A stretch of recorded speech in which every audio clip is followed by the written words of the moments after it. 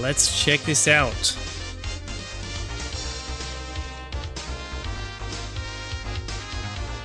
Oh yeah, it feels good to take all this space. Feels good to be back in the OG format. I'm experimenting. I'm seeing how horizontal feels right now, and if it's still like technically better for me to do vertical or not. But my friends, horizontal stream is back. Yes.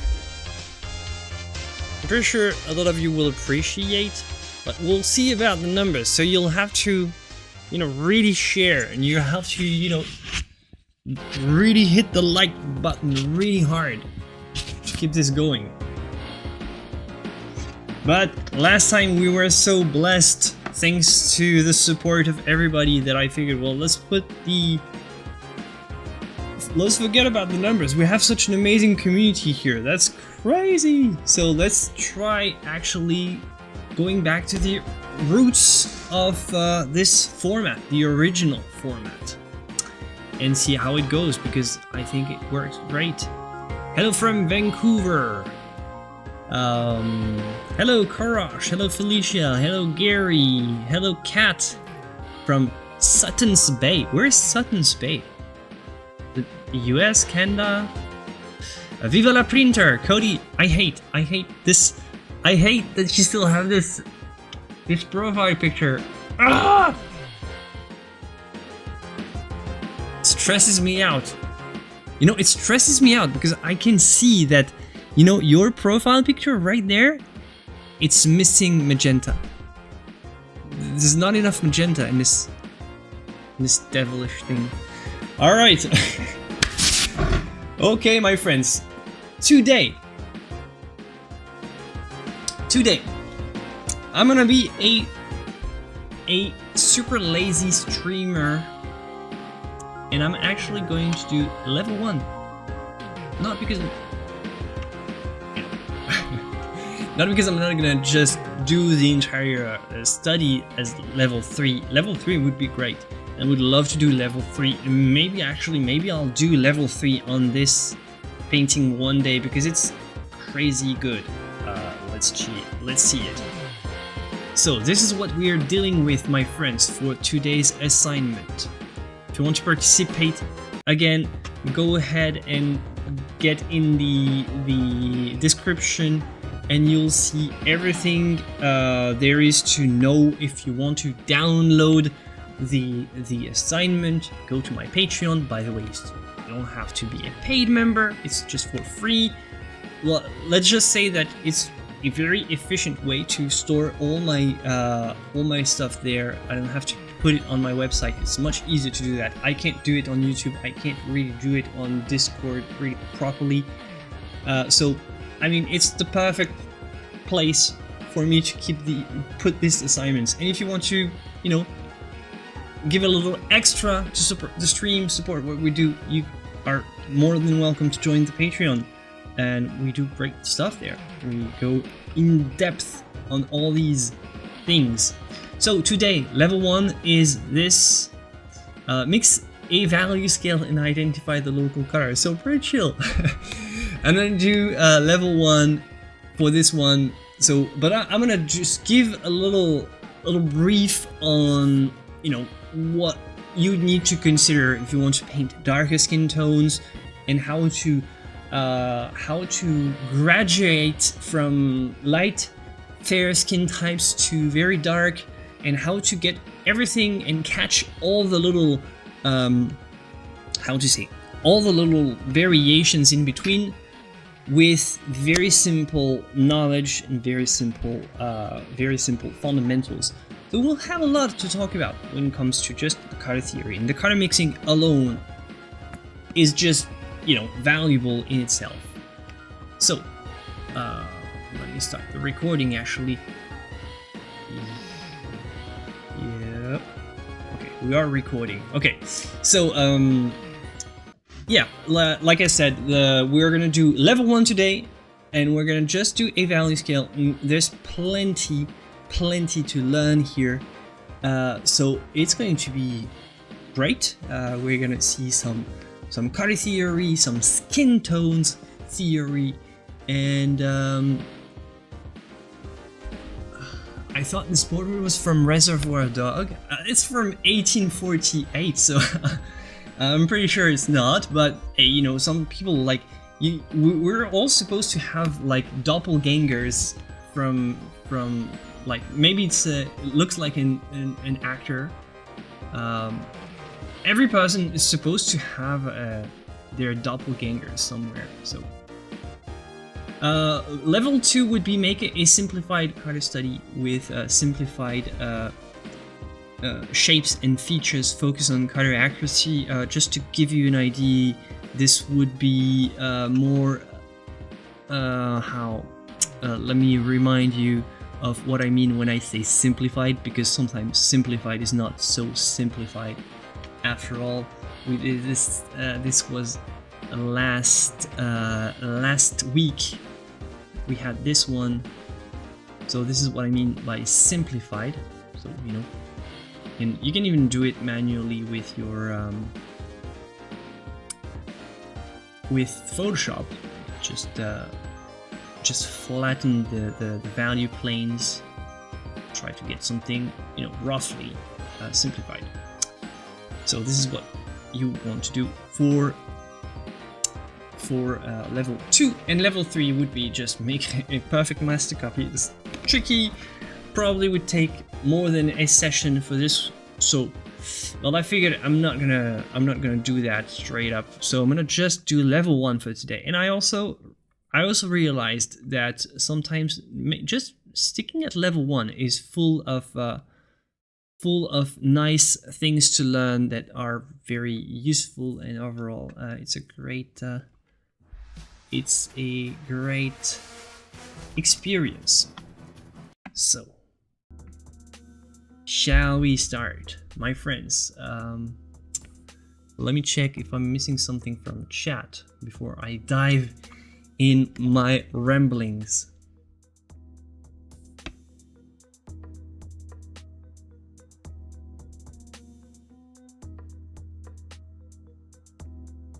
Feel like I'm inside a computer game. Okay. No, still debating on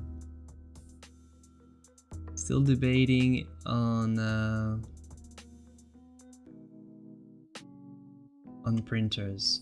All right.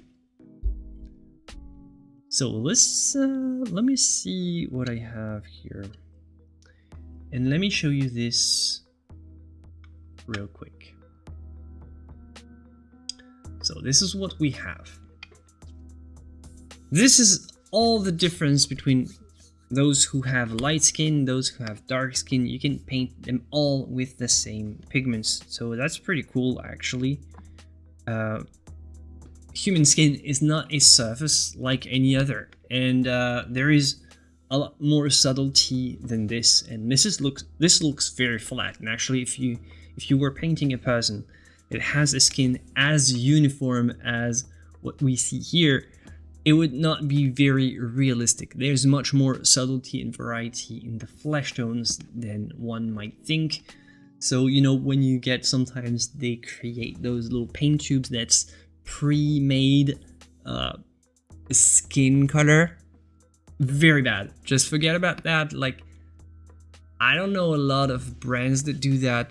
It's mostly in like very low grade, like student grades, or, you know, hobby, or like paint for hobbyists, where they create pre-made skin color. Typically you want to avoid it. Even like if you paint miniatures and you have like, no, just, it's like, it's easy. It's very easy. We'll see on the palette how it goes, but you'll see that like skin, it has a color that's difficult to grasp, and also has a lot of nuances that are unique to each person and each skin type and each complexion, and also each season, because people get tan during the summer and the skin reacts differently. It's during the winter, it doesn't look the same. When they're getting sick, it doesn't look the same. Like, it's insane. It's one of the most, like, you would think it's a pretty bland color, right? not allowed to explore. But when you start actually painting it, you discover that it's, you know, one of the, you know, most nuanced object you can paint. Well, so we can start by explaining what actually gives skin its coloration, and we share that with most of the animal kingdom. Not surprisingly, the pigments that color our skin, sorry to say, are the same throughout the entire animal kingdom. So we share that, and it's the melanin, and it's the same for us. The complexion of human skin ranges from dark brown to almost pale, very pale white, beige, with, you know, all kinds of pinkish, yellowish, reddish hues. And actually because melanin is not just this one pigment, there are two, you know, types of it. Eumelanin, it's written,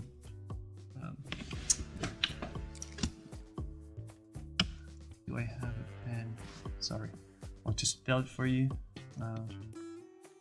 I'm writing with white on white, it's not gonna work. Eumelanin is the darkest one. So typically this kind of skin type would have a very high concentration of eumelanin. It's the one with the brown coloration, and well, it's not really visible here, but this is only in, it's mostly visible in light skin types. It's pheomelanin, and pheomelanin is just the color of freckles. Very simple. Pheomelanin is the one that's kind of, you know, kind of orangey, kind of burnt sienna like. This is pheomelanin, is, you know, the color of the freckles. Looks like that. Whereas the eumelanin is more like, I would say more like that. But we all have like both in various quantities, which creates a wide range. And also there's the little phenomenon of the depth of where the pigments are in the skin. So how thick the skin is creates a lot of variety in how it appears. So yeah, we'll see that. So eumelanin is responsible for black, brown hair, brown skin, dark hair, black eyes, and a person that has very little of this one will look blonde, and eyes with very little eumelanin will look blue, grayish, you know. This is what the color with the least amount of eumelanin, with the least proportion compared to the other one, or compared to like overall, you'll have very blonde, almost like, you know, like platinum blonde, and very pale fair skin if you have a very low concentration of eumelanin, and you have very dark skin if you have a high concentration of this eumelanin. And pheomelanin is kind of, it works on its own, because, well, you can have a different, like various amounts of it depending. And yeah, typically it's the freckles, the red hair, well, that's it. And it combined with the eumelanin creates a lot of, you know, variations. That's pretty cool. Eumelanin in small quantities will give a light kind of beige coloration. Hold on, let me grab my, we'll give you something more like that, or more like that. And if the eumelanin is mostly concentrated on, so let me grab this color right there. If the eumelanin is mostly concentrated in the deeper layer of the skin, then the coloration will shift slightly towards yellow. So remember that it's like the deeper the pigments go under the skin, apparently, I don't know, it's just my research, but it might be wrong, but from what I've read, this is what explains that some people have a skin that appears more yellow, or that the skin of a person might appear more yellow depending on the various areas of the body. And the pheomelanin works differently because it kind of has a tendency to concentrate, you know, again, think freckles, has a tendency to stack up. So that's all. And there's also a little thing that the blood flow also colors the skin. So this is what makes the pigments. So we've seen here how a pigment can be more yellow. I'm gonna grab like yellow here. So this what the depth of where the pigments are under the skin pulls the colors more in the yellow range. Now, what pulls the colors more in the red range is, you guessed it, is simply when, obviously, there is more blood flow. So you have a more reddish skin where there is more blood flow. So typically ears, lips, stuff like that. And you also have a sort of the complementary. So you grab your red, you go on the opposite side of the color wheel, and you'll have something. Okay, it's not entirely blue like that, but I'm gonna paint it blue like that so that we get some. We get what? Let's try to do something like that.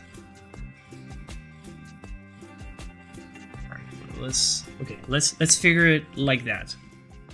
So this is the veins where there's no like oxygen in the blood. Veins look more blue, so this is typically what you have.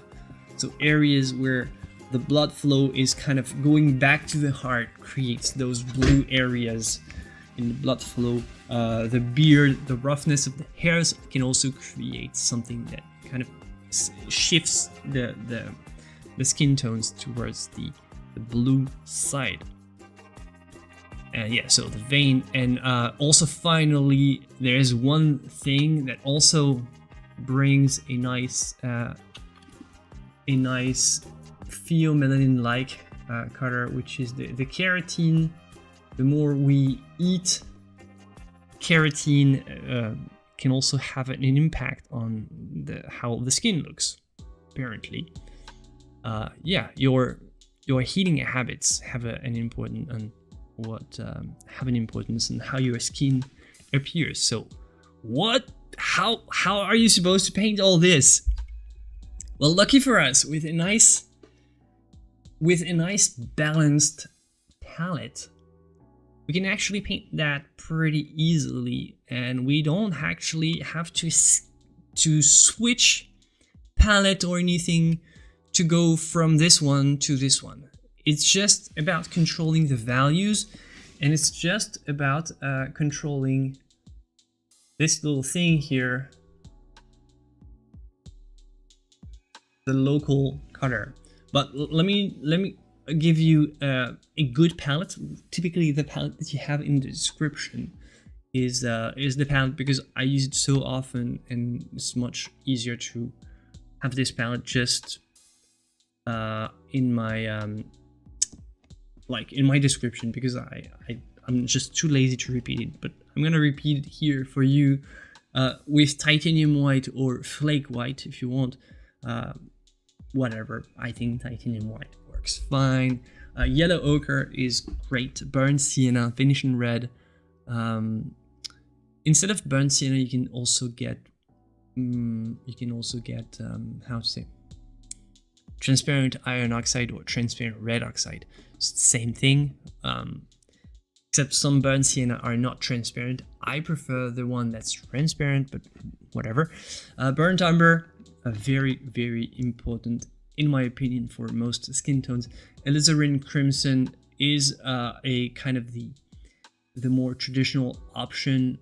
Ivory black, ultramarine blue, and cobalt teal blue One of my favorites. If you are a fan of the channel, you know how much I love this color. And you might think, well, this doesn't make sense. Like blue, cobalt, teal, what's going on? Well, in fact, they are kind of, I call them the color killers. If the color is, you know, too exaggerated, too red, well then, in this case, a nice cobalt teal, which is this color, complementary to this red, is gonna kill it. So it's gonna, you know, reduce, tone it down, slow it down. And if you have an orange, a nice color like an ultramarine blue will have a sort of it will block it. Basically, the ultramarine blue is a complementary to, it's mostly a complementary to the burnt umber. So you have the brown burnt umber, very important pigment, and both of them together they create the, oh sorry, I'm painting something that you are not seeing here on screen. So ultramarine blue, burnt umber, they go together like, you know, like yin and yang, and they sort of, you know, neutralize each other, and they're really interesting in this matter. When it feels too brown, too orange, and you bring a little touch of ultramarine blue and it just slightly pulls it down, it's also great to create those vein effects. And the cobalt is actually much better to create those little vein effects if you want. Cobalt blue or cobalt teal. Yeah, cobalt teal. Sorry, cobalt teal, much better. PG 50 if you can, instead of cobalt blue. Cobalt blue doesn't have anything really unique to offer compared to a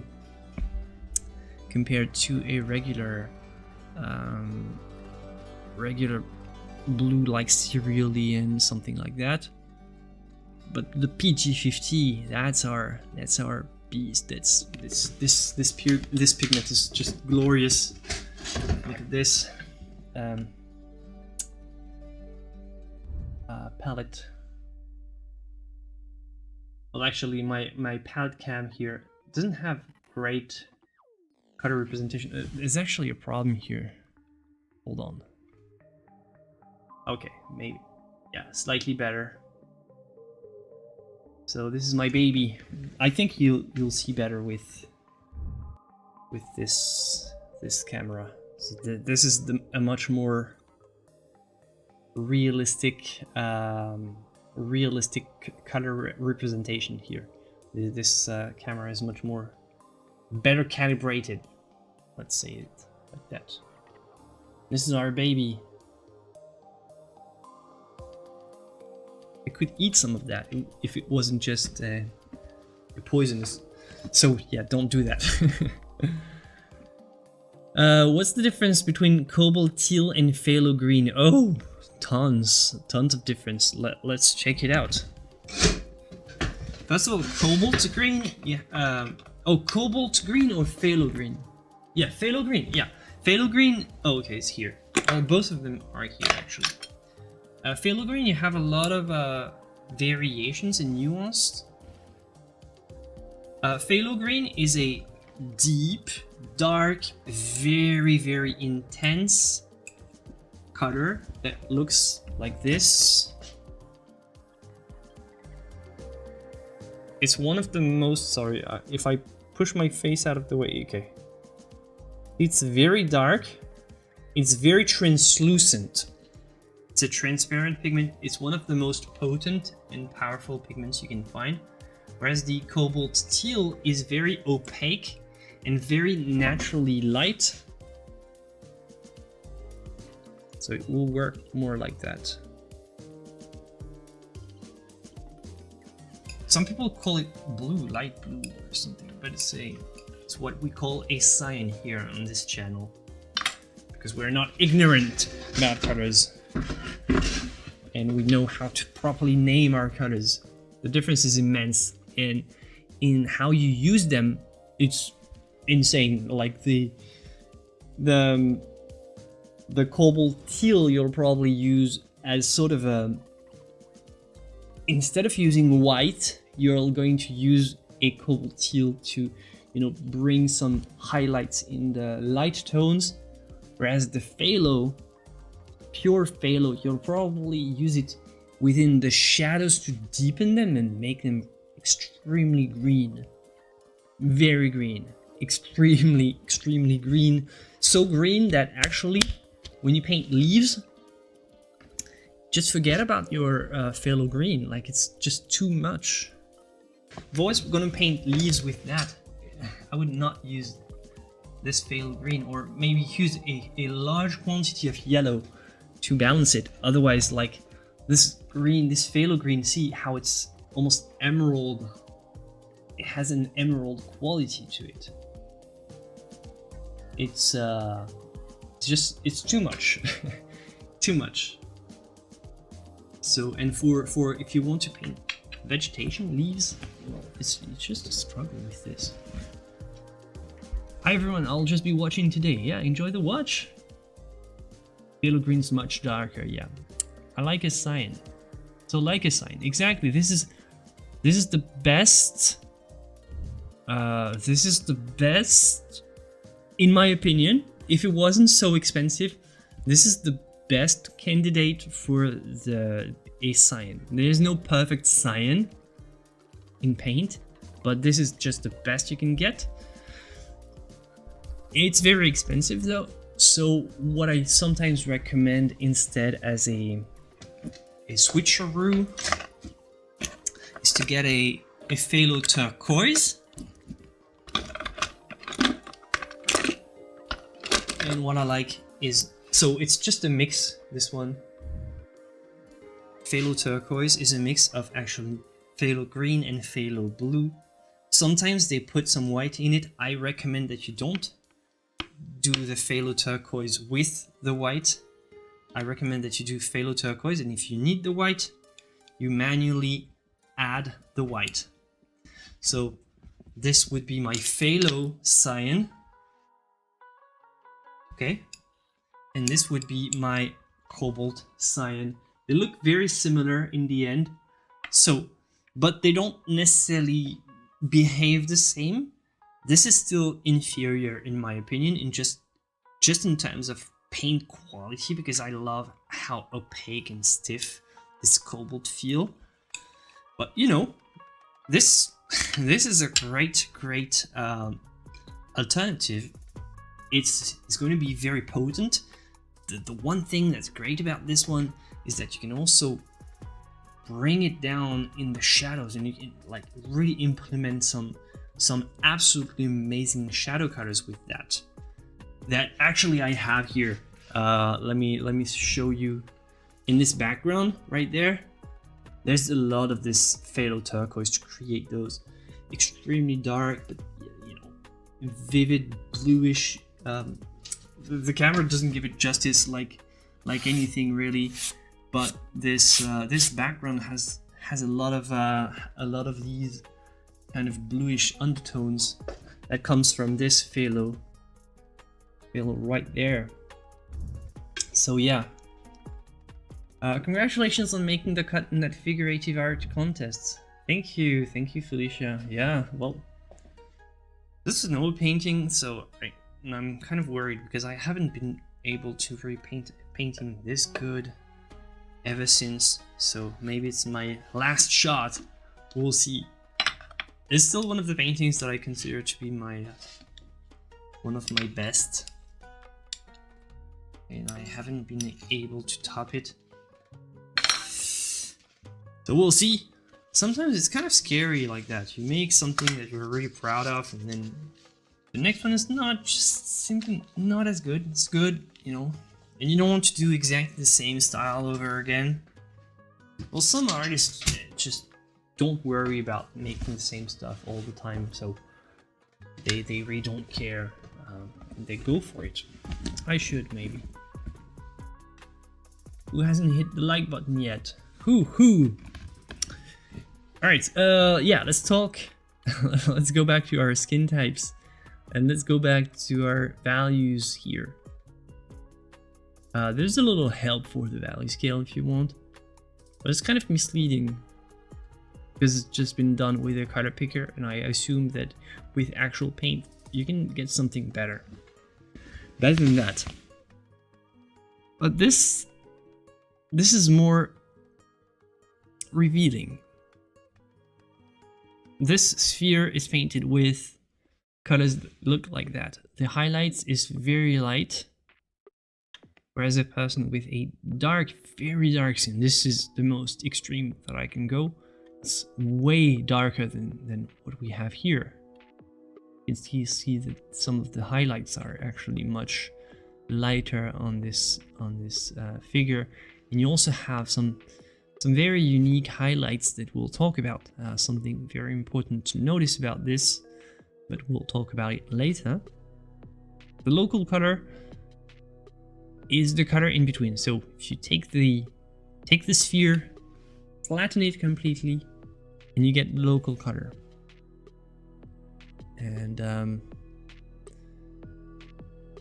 so if you take a scale of like 5 gradations from the local color, for a fair skinned person, the local color or the median color for some, it's relatively light. Whereas for a person with dark skin, the local color here, with a person with dark skin, the local color is very dark, right? And therefore it kind of pushes the entire scale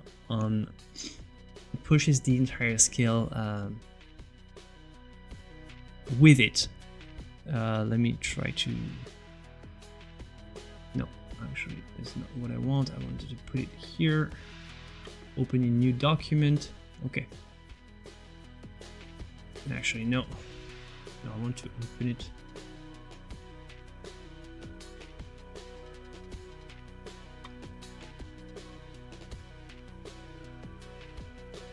I want to open it here. Okay, well this would do. Okay.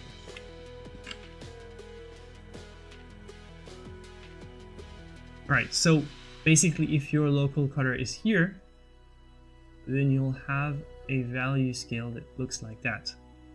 If your local color is here, you'll have a value scale that looks like that. So the shadows of a person with light skin are as dark as the highlights of a person with very dark skin, or like something approaching, like it's just the theory. So it kind of pulls the entire value scale with it. As you darken the local color, all the other colors, adjust, except for one exception, and this is also this also explains why these spheres, they don't look really realistic. And when you look at a person's face, it doesn't look as flat and all how to say, doesn't look as flat and even and rounded and just textureless, because a person actually has some highlights, and the highlights, just to clarify, highlights are here. The highlights are not really technically a part. Well, you also have highlights here. And the eye, there's a highlight. The highlights are not really a part of the person's skin coloration. They're a little thing in between, or a little mix of the two, depending on how reflective the skin appears. What makes a skin more reflective? It can be various things. It can be sweat, grease, can be just oils, but yeah, mostly water will create a an effect that makes your skin look more reflective, so it will have more specular reflection. The more specular reflection you have, the stronger and the more specularly the light source will be reflected on the surface. So right here, this person is not particularly sweaty or greasy, has normal level of, you know, highlights. But if we take a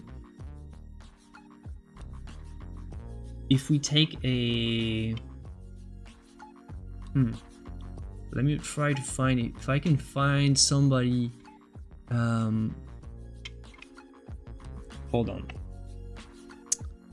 I would like to try to find the image of a person with dark skin.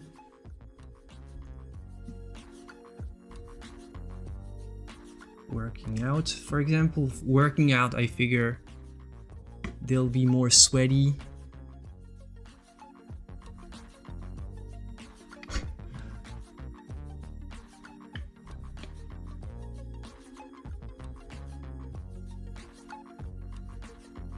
Okay. Perfect. You'll see what I mean.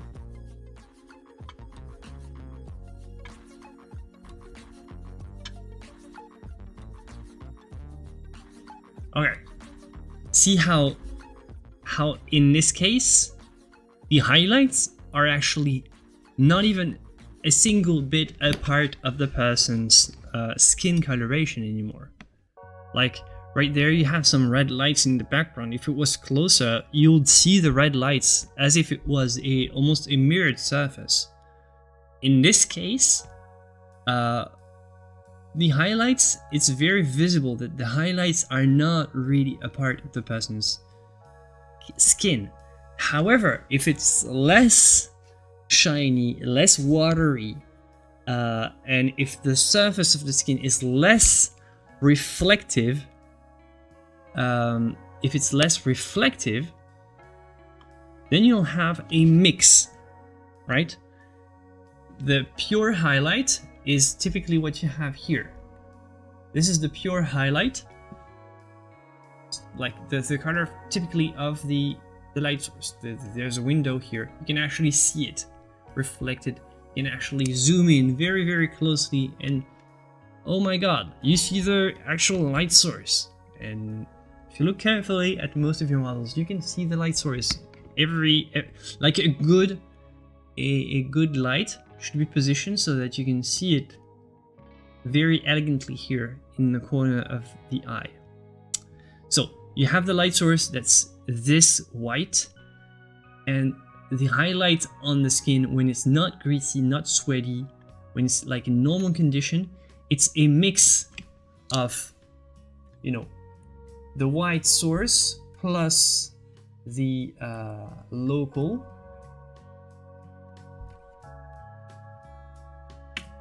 If you mix the two,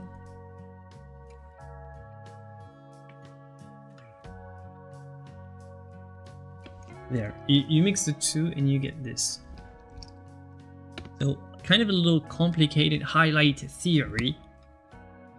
For example, this, let's go back to our very muscular model here. When he dries out, when he takes a shower and after he's dry, then you'll take this color right there from the light source, you'll take the color of the local color there, and you'll make a mix of the two and you'll get the highlight. Okay? Take the color of the pure highlight, so the pure light source, the color of the local, mix the two, you get the highlight in normal matte conditions. I don't know if it makes sense. All right, but let's actually start making this. Let's actually start making this this value scale, and after that I'll be painting the rest of the program. I'll be continuing moving forward with this. Well, it's actually a good thing. We'll talk about how to paint, you know, fair light skin tones with this one. So let's go back to the palette. and see what's going on.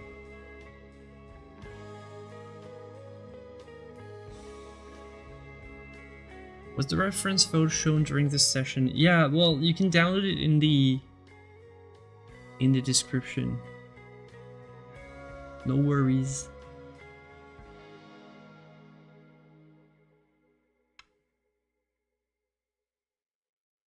No worries.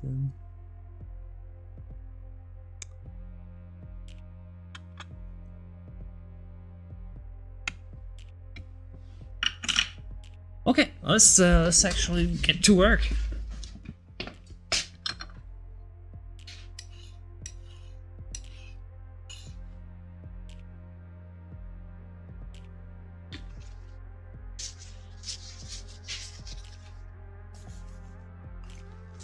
Get to work. How far have I? 35 minutes in. So I talked for 35 minutes. Instead of mixing and actually doing something productive, I decided to. Alright, whatever. So when looking at your model, what you want to try to catch is you want to try to catch the local. The local is difficult to grasp sometimes. Let's go back here. You want to imagine if you have a sort of if you're in Photoshop, creator like me, you want to take a little patch of color right there. Try to take the best, not in shadows. Find something kind of even. Then you take a big brush, and typically if you apply it, oops, no, that's an eraser, so if you apply your local color everywhere, it should still make sense somehow. See, don't put it in the shadows, but if you put your local color everywhere where there's no shadows, it should still make sense. This one kind of works.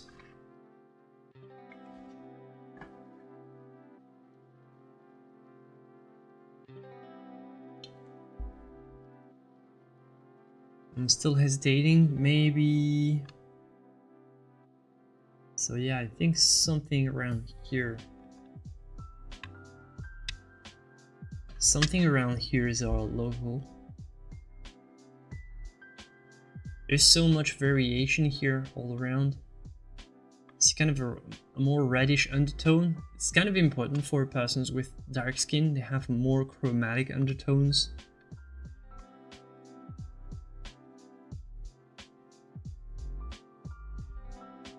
See here more. This looks very much like ivory black and white. Actually, I think I'm gonna have to include some ivory black. This color mixing study. Honestly, to explore, sometimes the brush marks can be revealing. This feels like burnt sienna to me. It's a burnt umber, ivory black, white. Touch of yellow ochre would work. This is typically ivory black and white. All these kind of more dull bluish passages feels more like ivory black. So we'll try like that.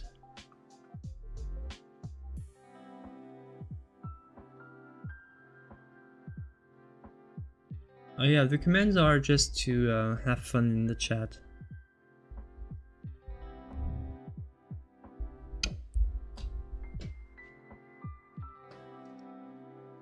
It's just for the lols, and sometimes can be useful.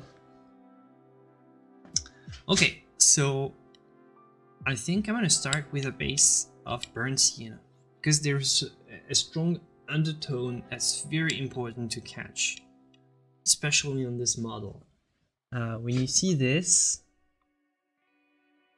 something like that, you really have to put a strong emphasis on the kind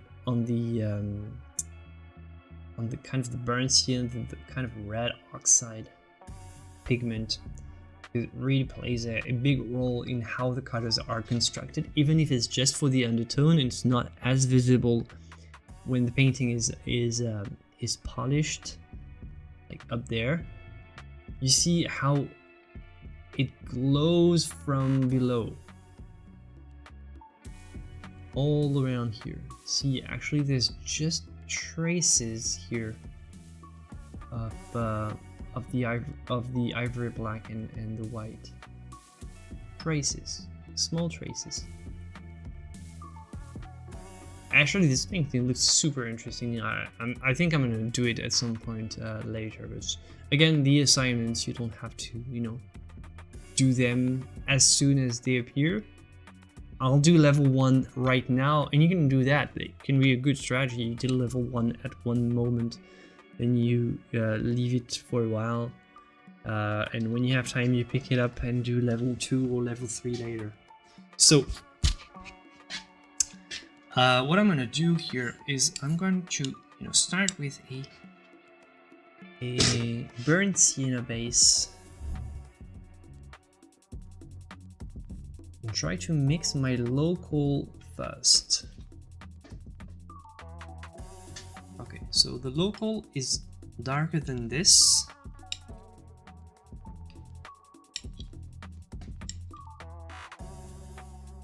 No. Touch of white, be careful not to overuse it. In this case, we don't want to go too light too early, so this would be a perfectly good color for the highlights. It's actually not what I'm looking for. It's not my mid-tone. So what I'm gonna do instead of using white is lightens way too much. I'm gonna try using yellow ochre to lighten instead of white. So this is a good trick. Command, switching to palette for 10 seconds.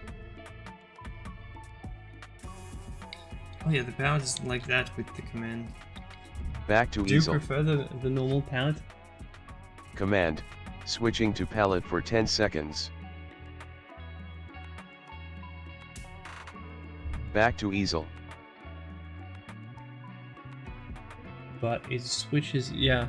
I have a new palette that's horizontal like that. I don't know if you prefer it or not. You tell me what you prefer, if you prefer the vertical palette or the horizontal one. Okay, so good strat.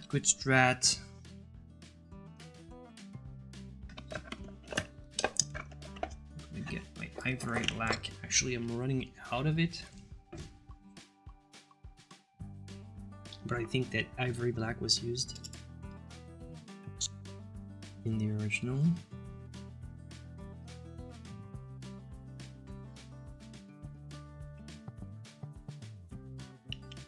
This is the colors that are left over from my painting. Okay, so touch of ivory black to sort of balance the yellow. Let's see how it goes. So if it feels too green, I'm gonna add a touch of alizarin.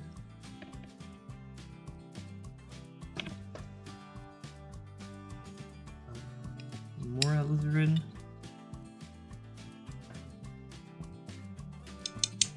I'm gonna grab a small amount.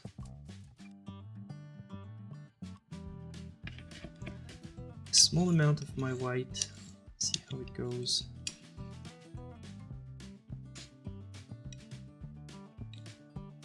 No. Too much.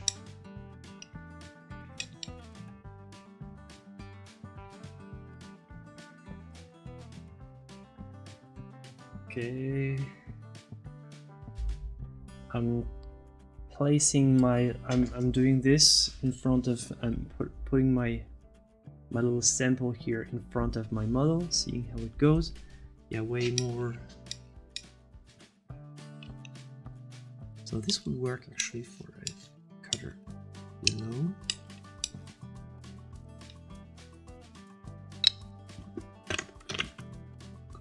More lines here.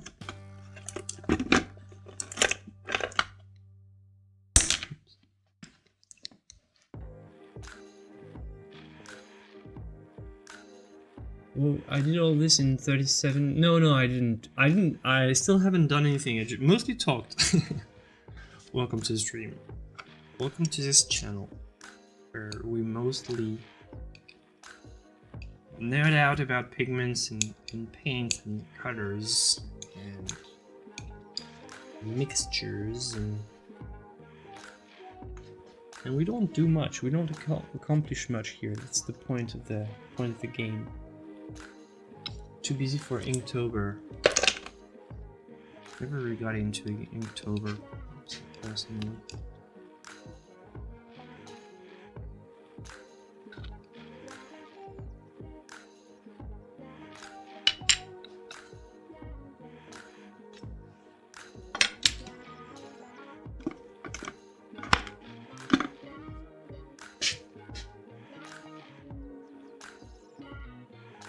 Do you ever use the yellow ochre pale? Well, actually, it's the one I think I have. It's a light. Yeah, it's the one. It's the one I have. From Winsor & Newton, I prefer this one because their original yellow ochre is way too dark.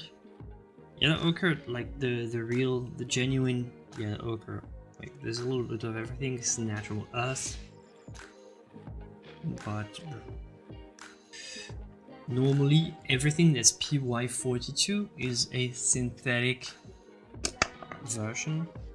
They can make it various colorations. I prefer it when it's more pale, because yellow gets better when it's pale. Very easy to darken this one as well. So right there. Not want to forget about creating those kind of little nuances with a more grayish. You know, you have a lot of very grayish areas in you know, here, here,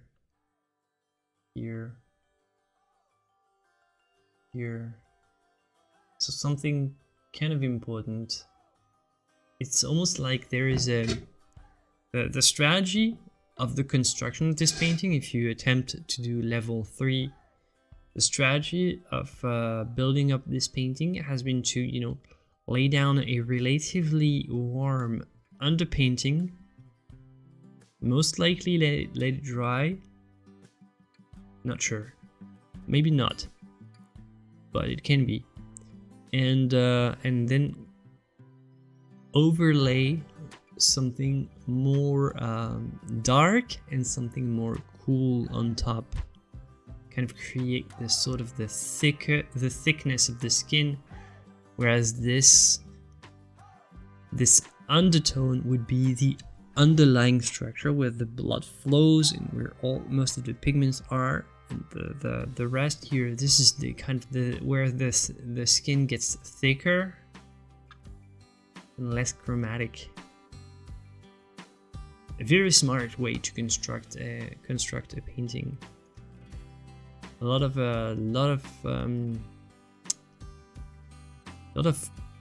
complex complexions. Yeah, I said it. Complex complexions.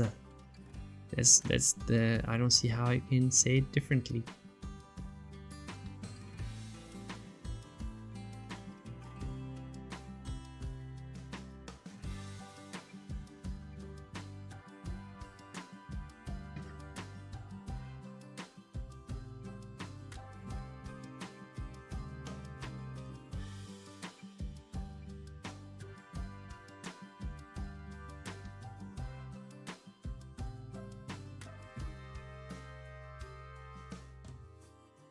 I know that I paint slow, however that would make me look bad. Yeah, no, there's no looking bad for being slow here.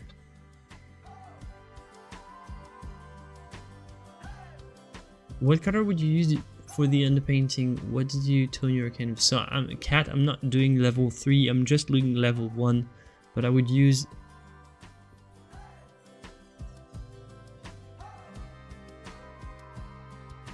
so this feels like raw umber to me, and this, the underpainting, is burnt sienna. Feels like it to me.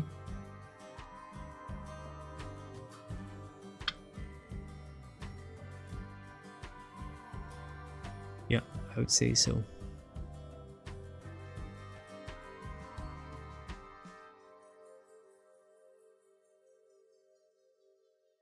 Or maybe this is just the raw panel as it was prepared before. It was not always like pure white.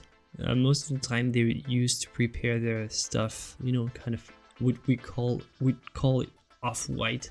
So maybe there's not even any imprimatur here. On my painting here, this there's a raw umber imprimatur. But here, I don't know. I don't think it's the same. I don't know. We need to be in front of the painting to be sure.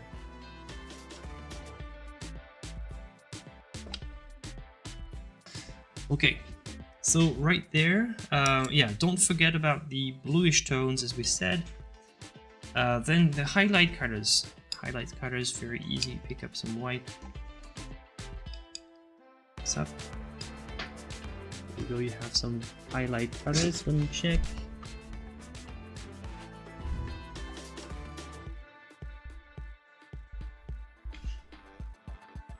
Yeah, well, good enough.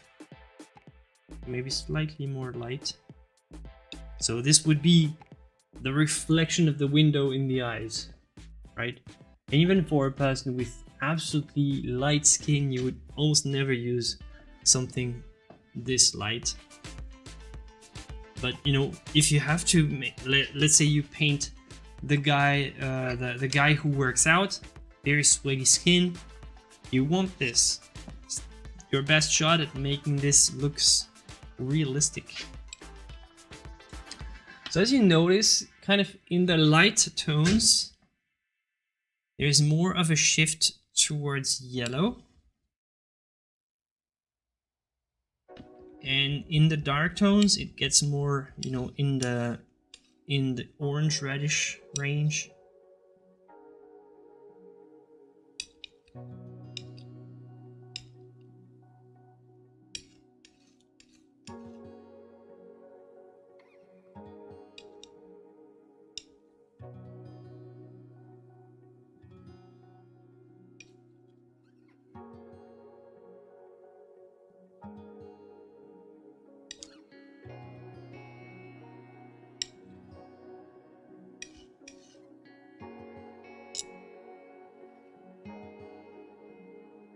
And from here, past the local color, we are getting in very dark territory.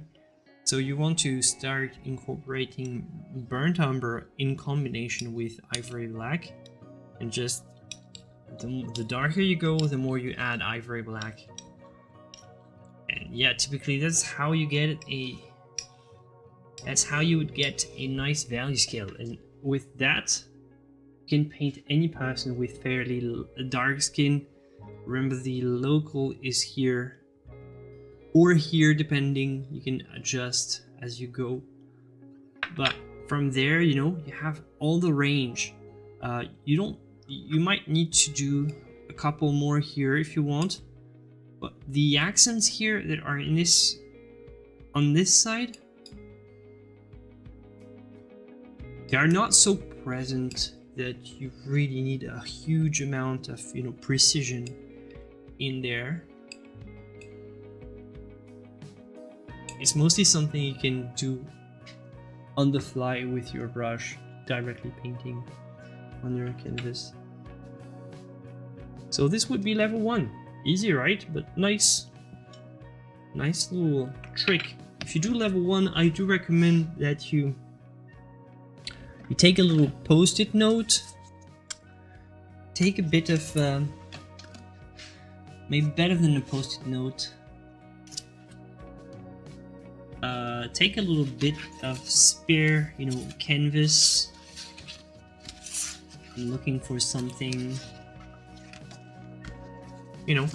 Okay, you take a little bit of spare canvas here.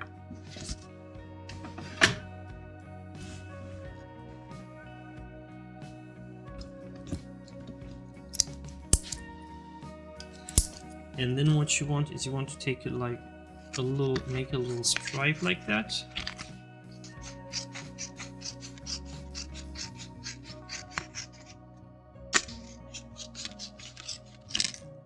And you want to take notes of what you used, what the local color is, when you have mixed this, so that you, what the model was and all, so that you have a sort of a little handy reference for later, and you can have a nice collection of those in your studio. That can be a very easy, you know, very easy set of tools that you can pick up whenever you need. You want to create yourself a little reference scale.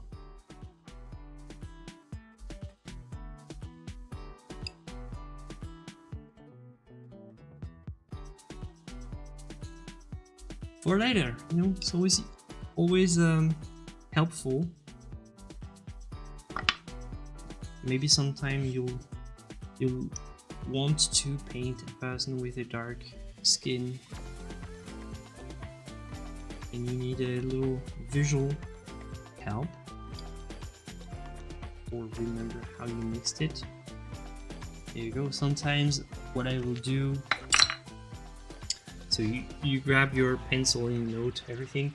Sometimes what I will do is I'll, for example, especially when you have several characters in a painting, if I have something very specific in the mixing that I've done, it's not the case here, but if I had something very specific to remember, I'll put it here on I'll make a little note like that, a little color mixing note to remember it for later. Because let's say you come back a couple weeks from there, you want to finish and do a second layer, you might want to, you know, start exactly, or maybe when I'll do the arms, I didn't do this for this one, but can be useful. Like when you want to mix the arms, you already have like a note telling you exactly how to keep going with this, so it can be useful. So demo dark skin model after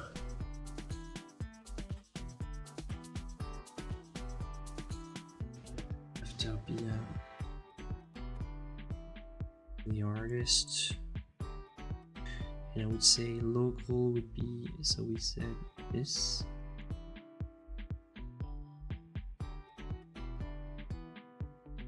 Okay, and there you go. So there you go, a very handy little tool. Keep this for later, put this in your studio somewhere, and you can have a nice collection.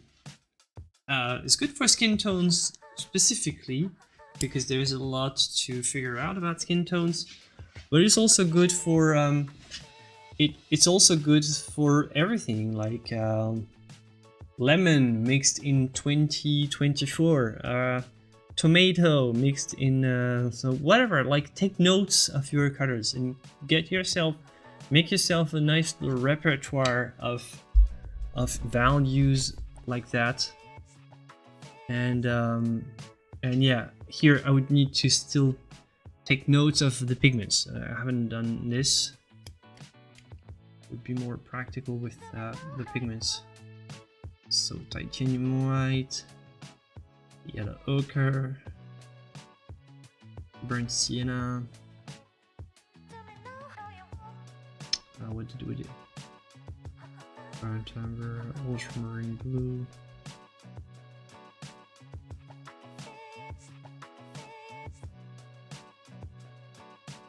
It's also okay. A great idea for password as well. All the colors of your palette. Obviously, you need a number though. But that would be a nice idea for the password. It's titanium, white, yellow, or burnt sienna. You put all the colors of your palette. Like the idea, but it's not crack proof though. Alright, so my friends, I'm gonna change the little description of the stream because we're gonna change from now on. Do I keep the recording rolling? Yeah, well, let's keep it rolling. But I'm gonna still change the description.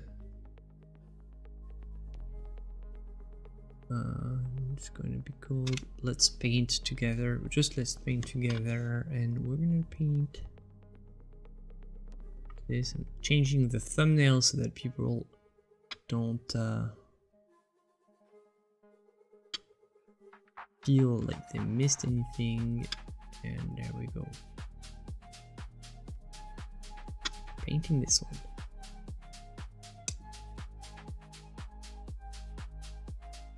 Hey Kimo.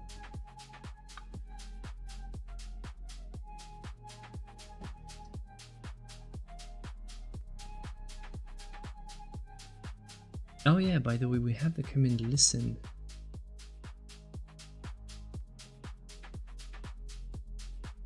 There is a smudge of paint on the bottom right corner. Where?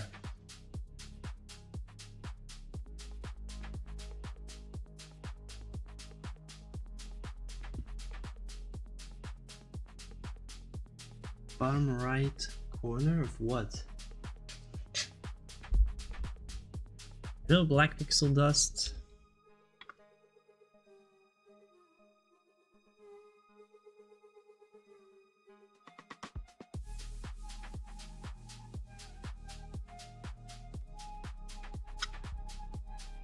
Are we still painting? Yes, we are. We are. We are gonna just go.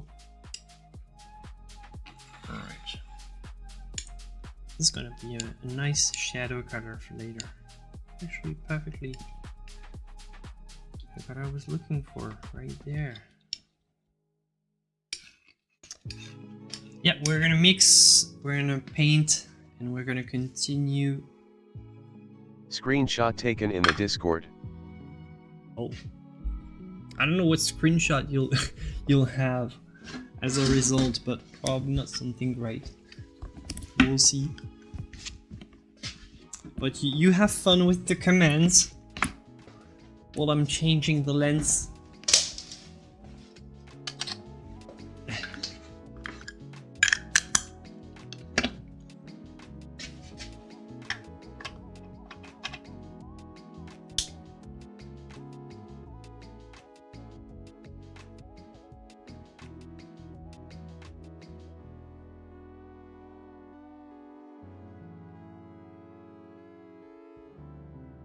Command, Studio Cam for 10 seconds.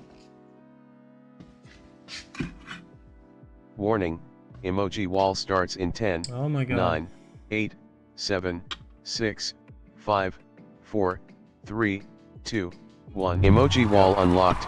This is chaos. Seriously, we need to break YouTube with emojis. We have 1 minute. Let's go chat. We can do it. Let's go chat. Emoji, well, I'm not ready, I'm not ready at all. We need to fill the screen. Well, okay. No time to waste. I'm serious. We have to spam emojis in chat now before the timer runs out. Hurry up. Oh Quick. my god. Let's go chat. It's kind of We have to ruining the spam recording, emojis in whatever. chat now before the timer runs out. No time to waste. I'm serious. Hurry up. Quick. Let's go chat. Let's go chat. Let's go chat, let's go chat.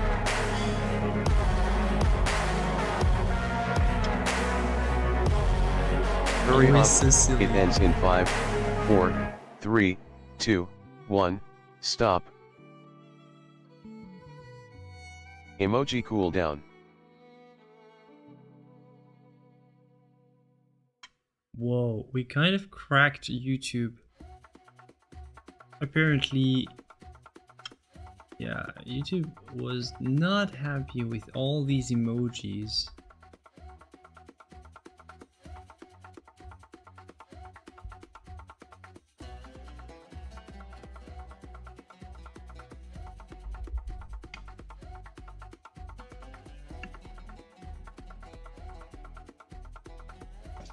Look at this.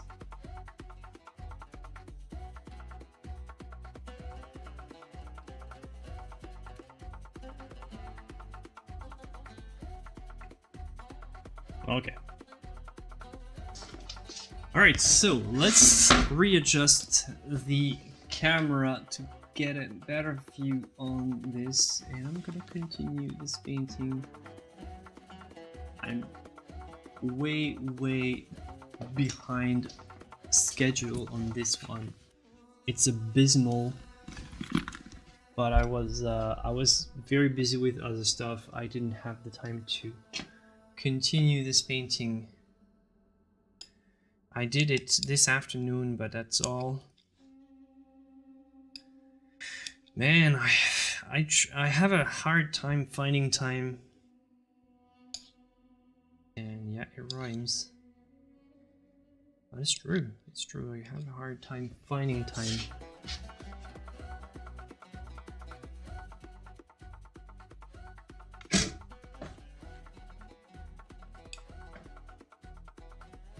Emoji chaos. Yeah, that's what we do here. That's something we do. Don't ask me why. I'm still not sure.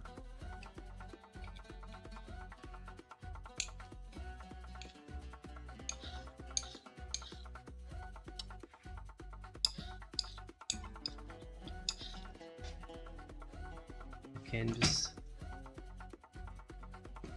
Can't see the canvas, I think.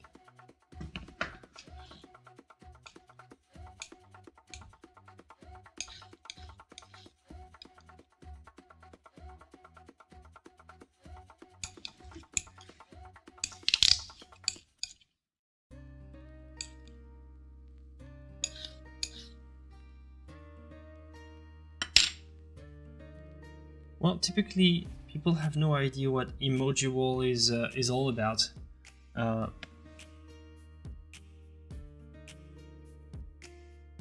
Emoji wall is kind of something that just pops out of nowhere, doesn't make sense, leaves everybody wondering what the hell was going on, and that's just the beauty of it. It's like contemporary art.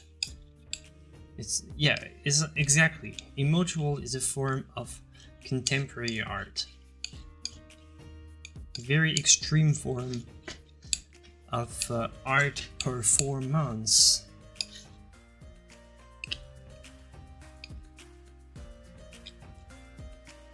It's a very rapid, collaborative, nonsensical work. Mostly surrealistic, and also post-expressionist, but only those who are really in the know can see this nuance. It's just for a small elite of connoisseurs. Only those who are connoisseurs can actually appreciate the artistic beauty and value of the emoji wall, and no, I'm kidding.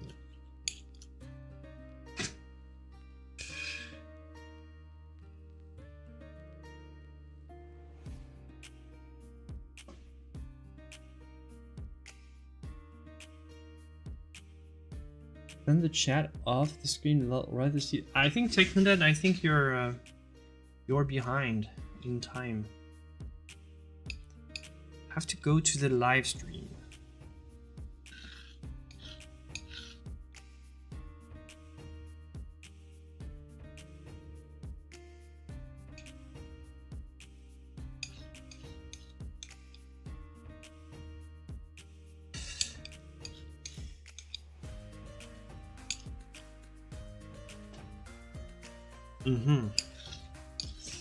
You are.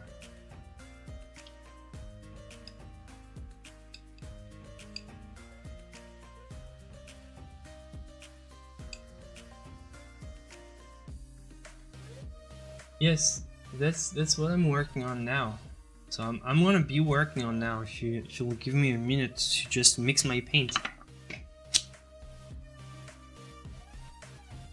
If you'll just give me a minute to mix. Gosh, you're so impatient, you all.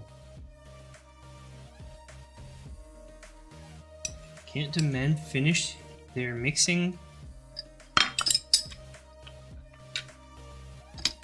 And also I need to clean up my brushes because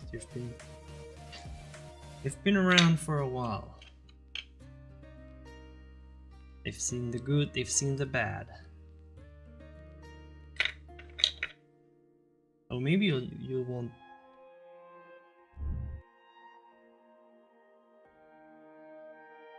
No, I'm not painting it. I'm doing level 1. So yeah, because I'm just so far behind on this painting. Like I really need to put it second gear and like get it moving. Tomorrow I'll just do that, and I'll skip video day for tomorrow. No, I'm not gonna, you know, pretend that I care anymore. Like typically Wednesday is always video day for me. I'll mix video, I'll edit a video, record, edit, and do everything on Wednesday. And yeah, it's typically a pretty important, you know, important day. But previous video flopped, so why would I care?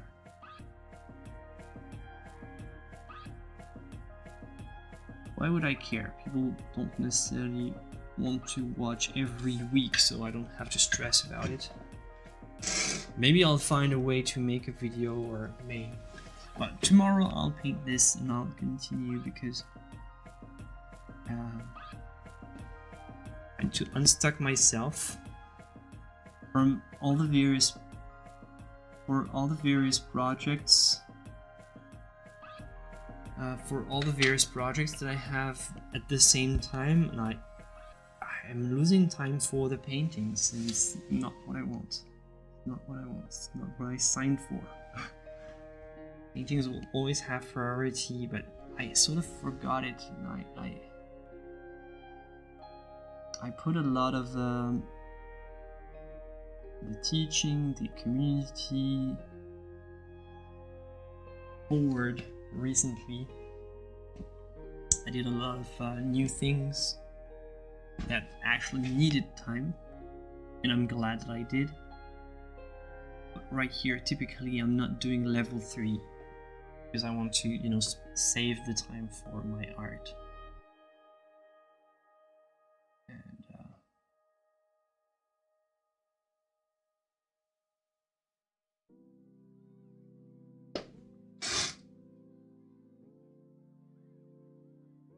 why did it flop?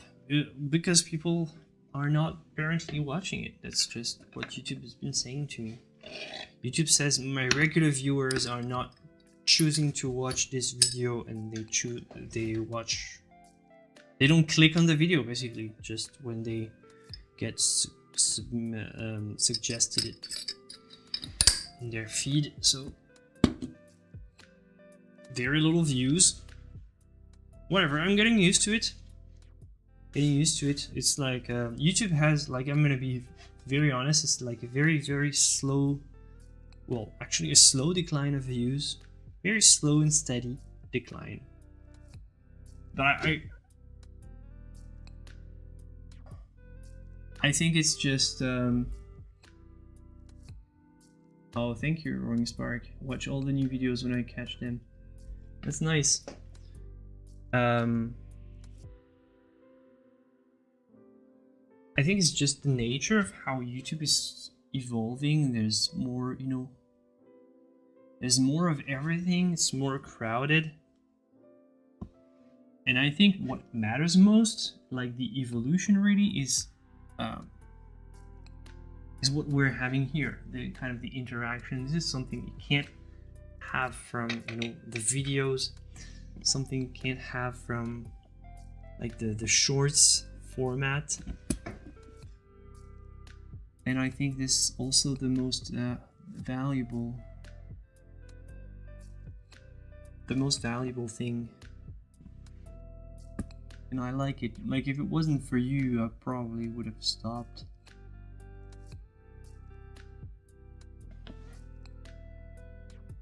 The videos, stuff like that.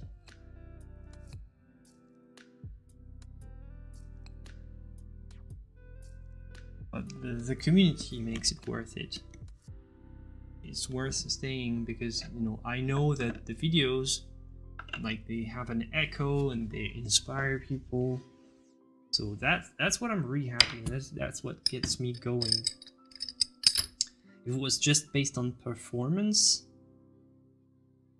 to be perfectly honest, right now the performance of the videos it's getting harder and harder. I used to be one of the old ones in the YouTube, you know, YouTube sphere, doing this kind of niche. And back in the days, it was kind of easy. You just had to do a video and it would work, because there was very little painting videos on the site. So every little bit was appreciated, and you could get decent views with very little effort. Right now you have to resort to, you know, clickbaiting, stuff like that. Like, whatever. You have to play the game though. It's like very annoying, but you have to play the game.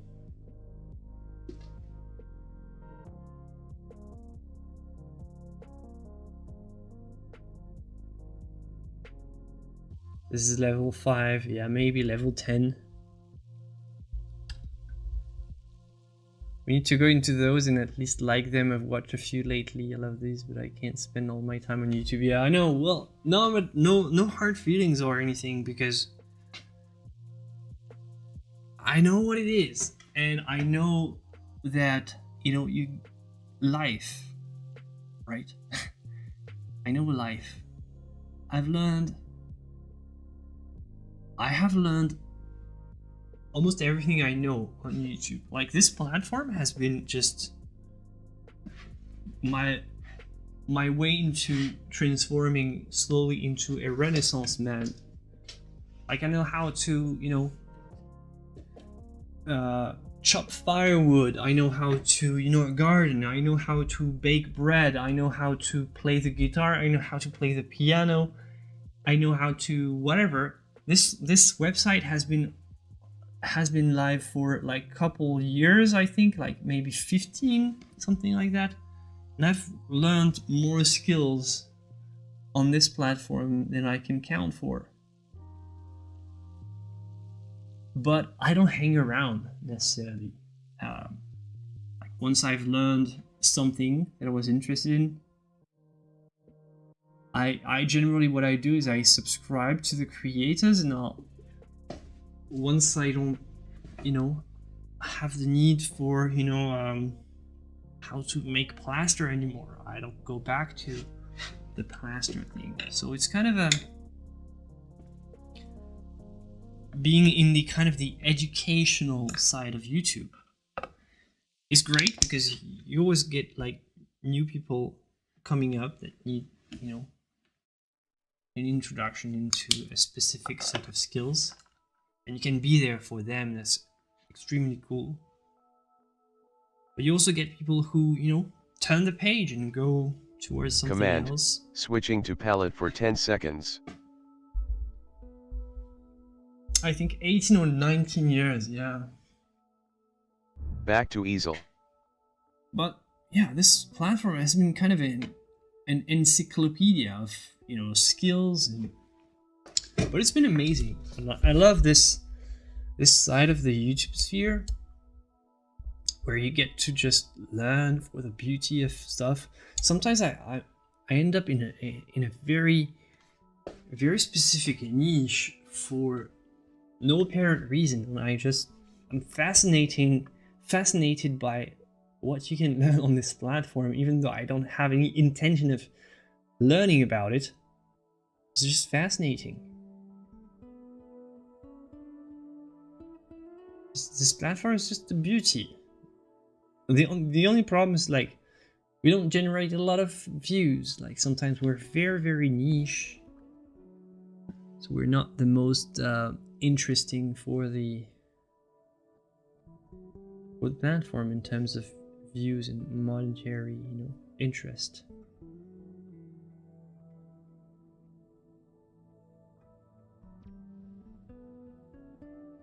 Yeah, learning cooking, baking, cake decorating, arts and craft. Like, you have everything. Everything is on this platform. Just like a Google with videos.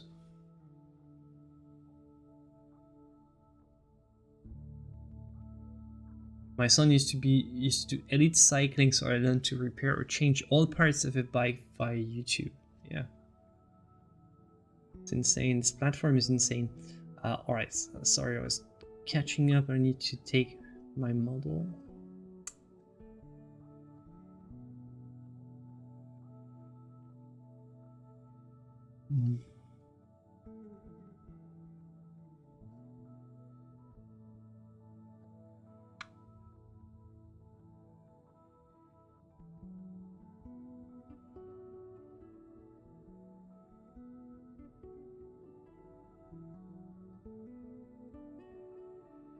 Learn what my car's dashboards was and how to use them.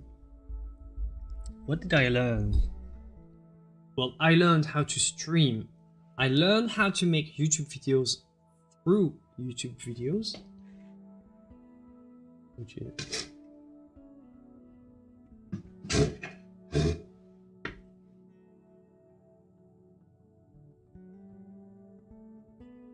Yeah, probably TikTok. Well, TikTok is kind of borderline with copyright. I don't know how it can hold for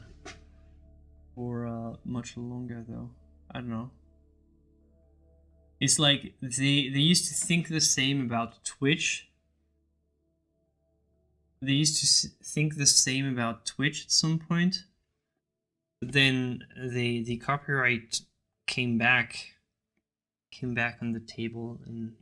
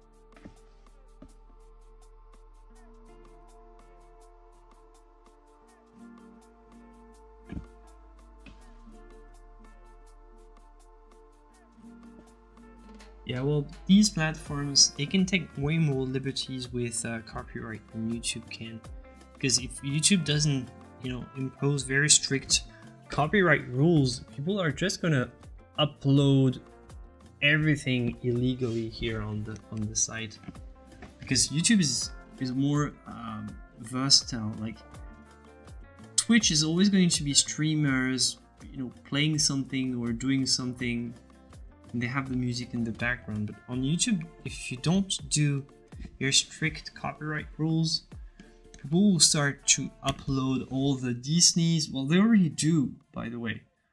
But it's generally, it doesn't take long before it gets striked. You know, everybody would just be using this platform as sort of an illegal, you know, an illegal download space, like the Pirate Bay. Basically, it would turn it to the Pirate Bay again in no time. So they have to be very, very diligent on the rules for copyright. The thing is, like, I think more and more companies come around and sort of realize that, well, okay, let's actually upload our stuff ourselves. You know, like the BBC, they have tons of documentaries and all. Like, people just want to watch this stuff, and they don't, you know. The BBC has a lot of cool documentaries, and a lot of people who just before that would just illegally, you know, republish them. But they decide, like, for example, the Perspective channel, which is a great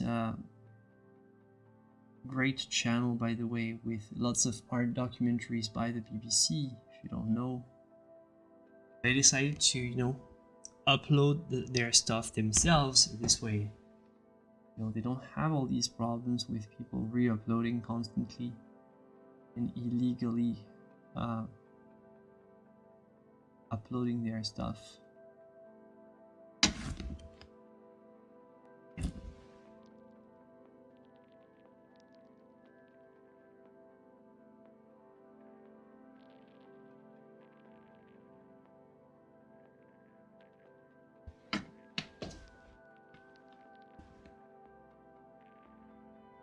I'll paint this bad boy as à la Bouguereau, but it needs to be very controlled and very tight. I just saw an ad for an AI drawing app. Yeah, well, deal with it. AI is gonna be everywhere.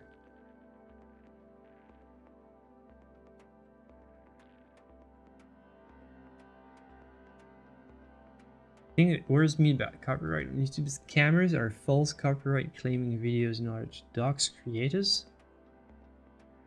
It won't last long. I think, like, YouTube has a pretty solid system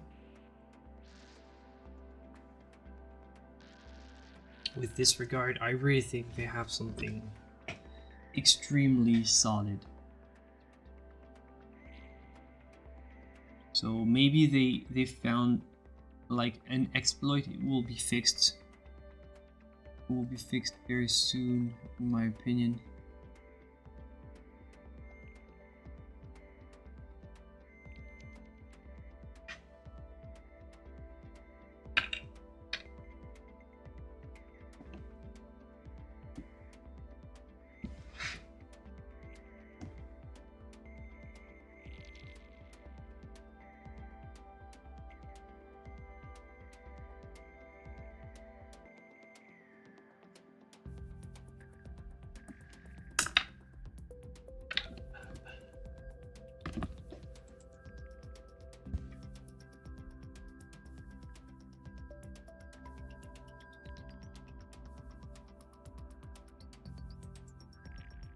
The edge of the baby is a little bit distorted.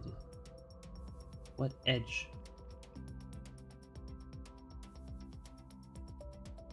This? What I'm doing here right now?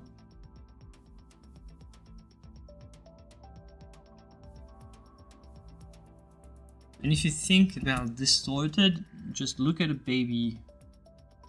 Just look at a baby. Really, I have tons of pictures. Most of the time their faces are distorted, like, by default, like it's their nature. They make goofy faces. They They have no teeth. They have no teeth. They have, you know, goofy looking if you really think about it. If they weren't so damn cute, we would just find them really goofy looking. No, it's not my baby.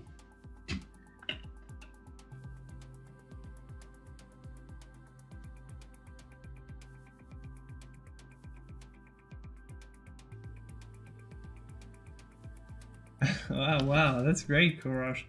I'll hereby vote I'll make a place with all of those videos and just put them to play on the background all day long. That's great. I mean, that's cool. I don't think it would make a huge difference, but hey, I'll take it. And without an ad blocker, that would be perfect. No, but seriously, if you have an ad blocker, just when you watch my stuff, if you want, or the creators that you really enjoy, you can deactivate your ad blocker. That would help. That's just a very simple stuff. You don't have, you know, simple stuff. You don't have to make a donation or anything.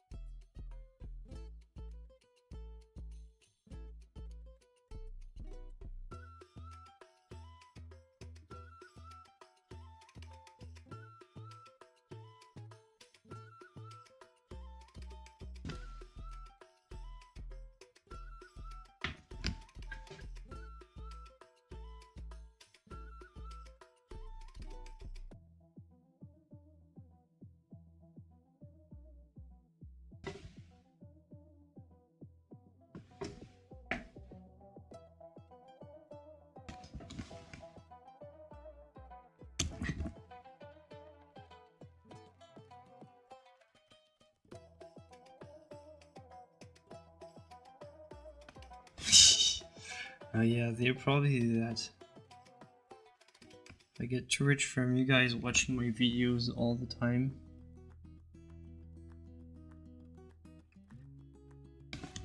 Well, in theory, they get rich as well, so they're happy actually.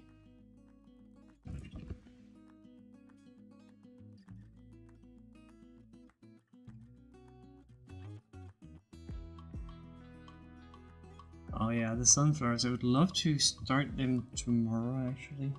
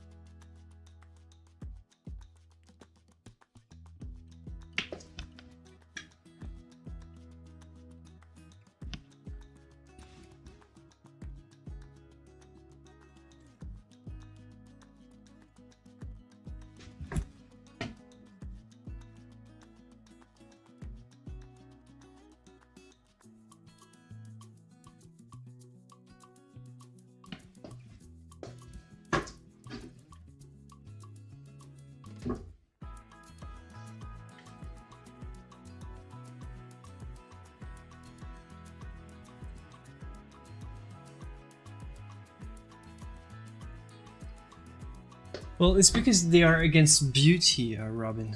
They're not against. They're not against realism. They're against beauty. If you make something realistic that's ugly and provocative, even if it's a figurative style, they'll probably love it. They're mostly against the idea of, you know, excellence and I don't know. Like a lot of art schools are. This is kind of the modern mindset.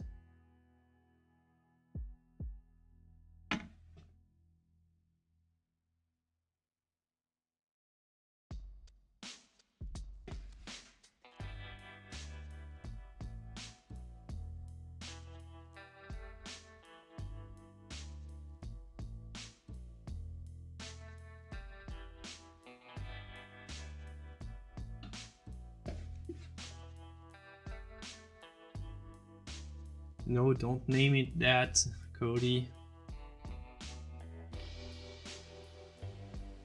Well, thank you. Then cheers from France. My German friends.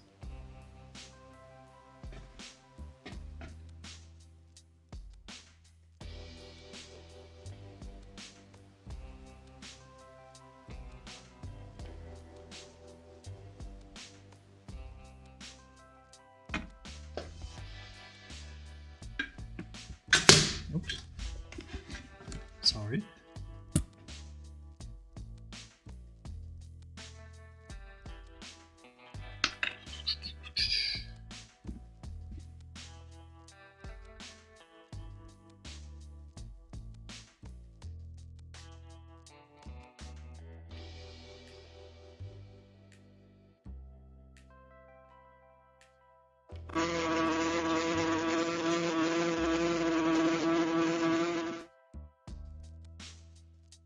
Oh, hello, Jeff.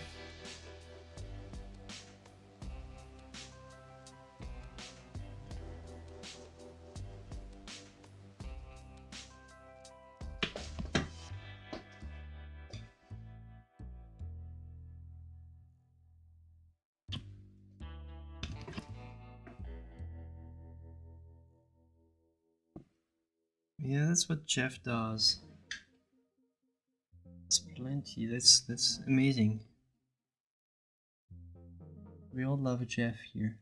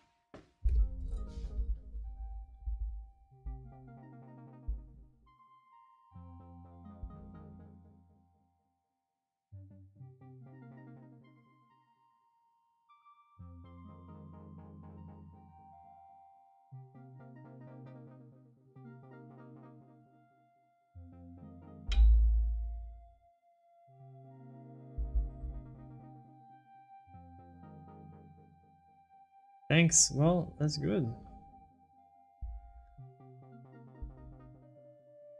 When mixing your skin tones, do you start? The classical is to start with the darkest. You want to start with the darkest first.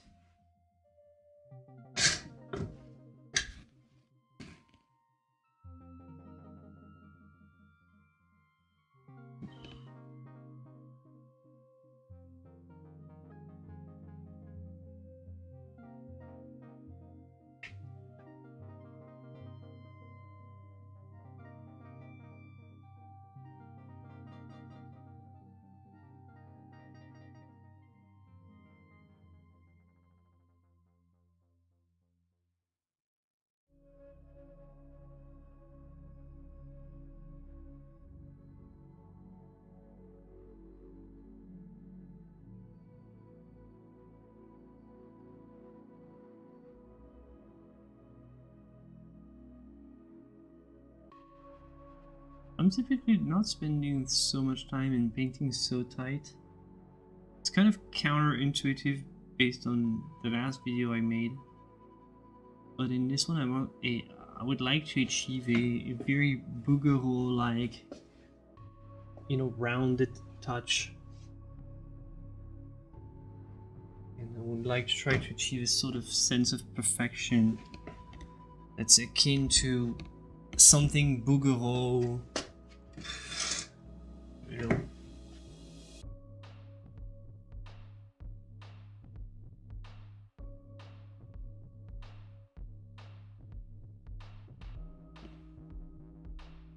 Yeah, I tried Courage, but it's not, you know, no.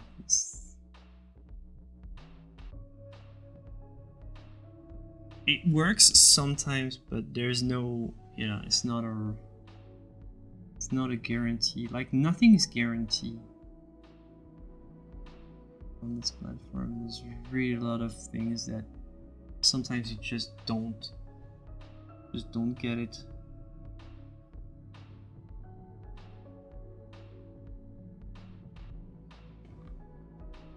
I think it's not about getting, it's just about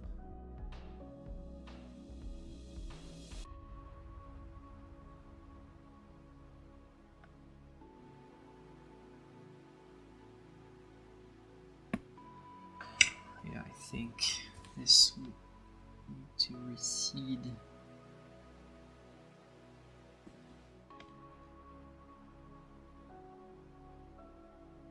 Right. This is it.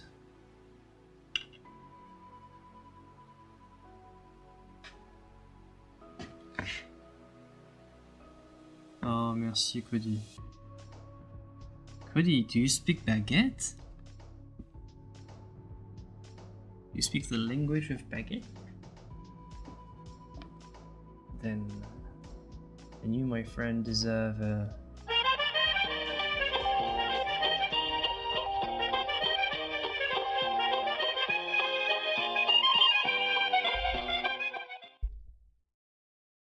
Just so fun.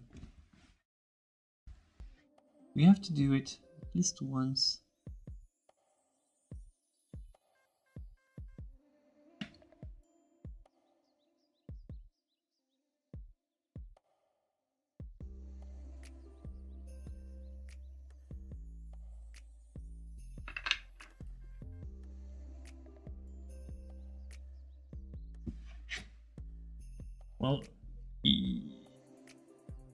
Well, you have to learn baguette. You have to learn how to properly speak baguette, Cody.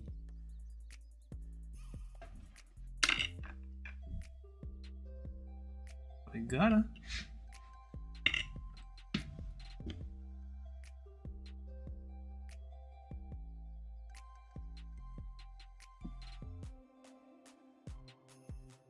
There we go. There you go. That's more something I like to hear.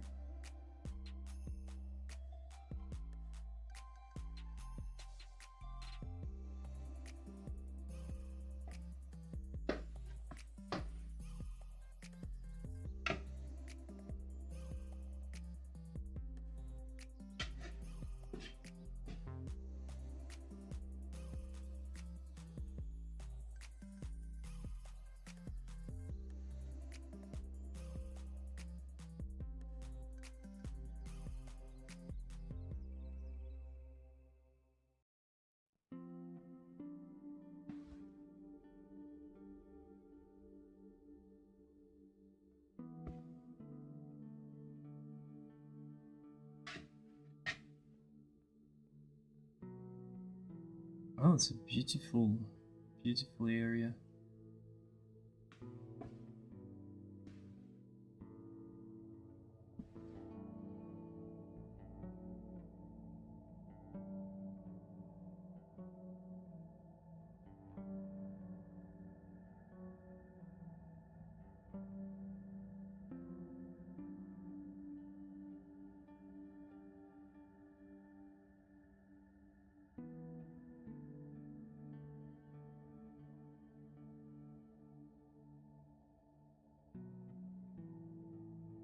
When I create the background, well, depends. But yeah, it's a difficult topic. Difficult thing.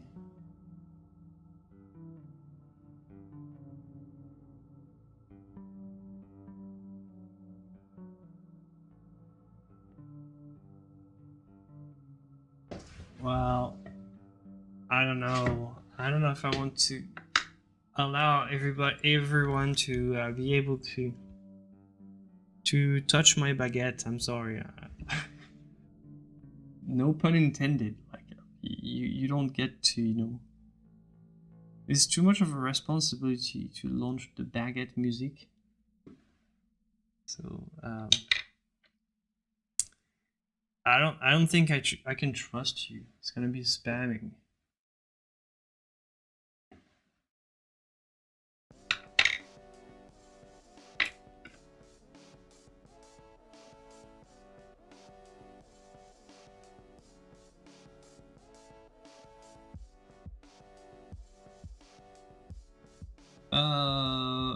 Yeah, but if I want to have really disappointing results, I'll drink.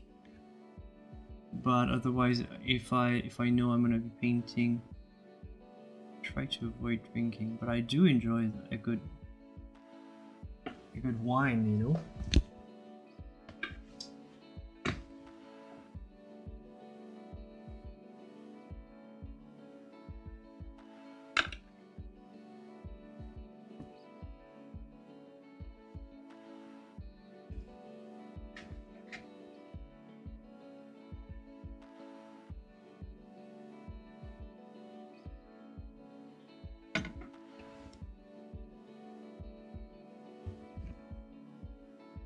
Yeah, exactly.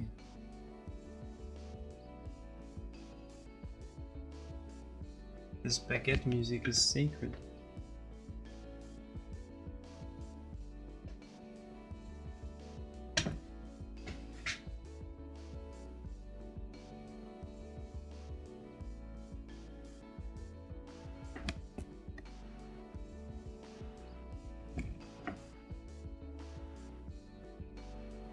They don't necessarily have a lot of artist cafes, not more than any other city.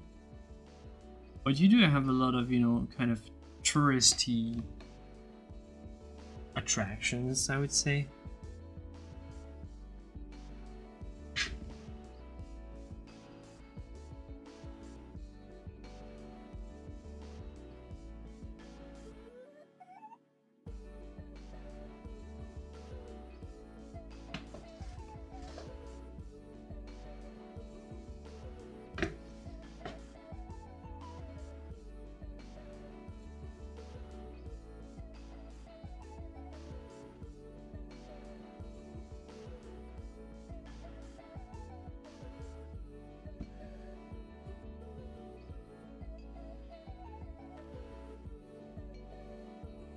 Now, what you can get, you can get some. It used to be outlawed in France at some point because there was such abuse.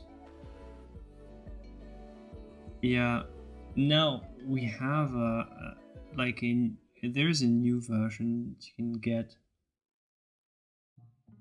but that's nothing compared to what they used to have back in the days. They were really into something much different.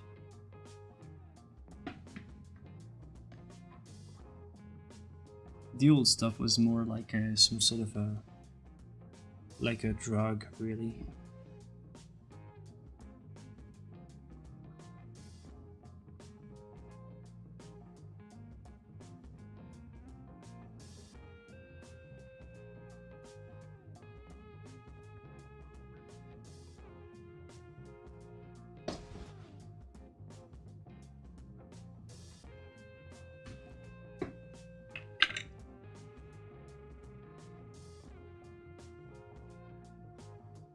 Oh yeah, well, traffic in any big European city is awful.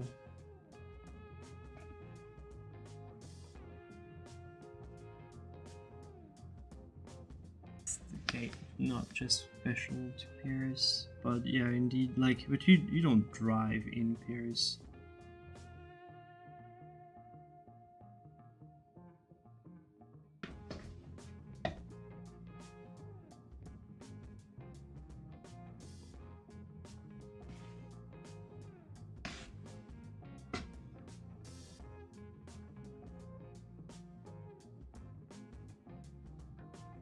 Tribes, not drives.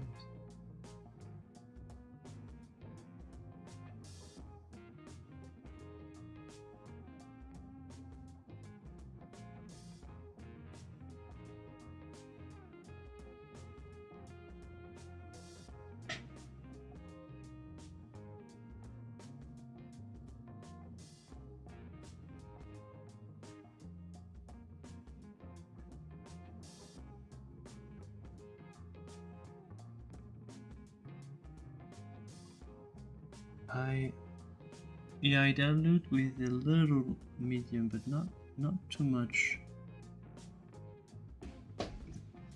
I want to keep some texture.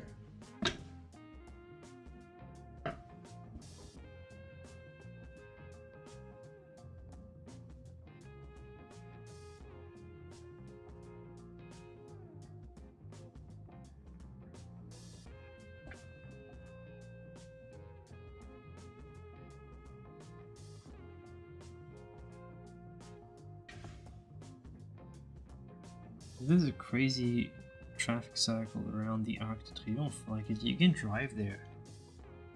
It's just insane.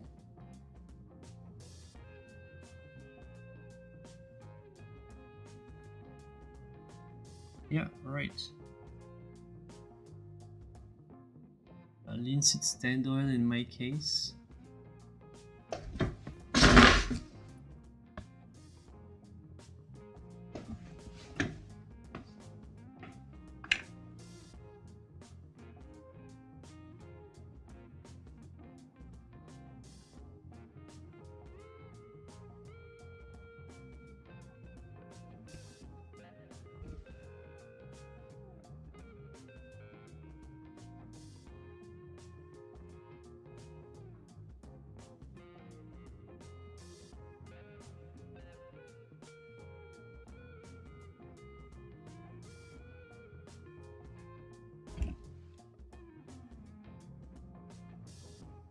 Well, yeah, I've seen videos on why there are no roundabouts in America. And how can you guys have so many stoplights? It would just drive me insane.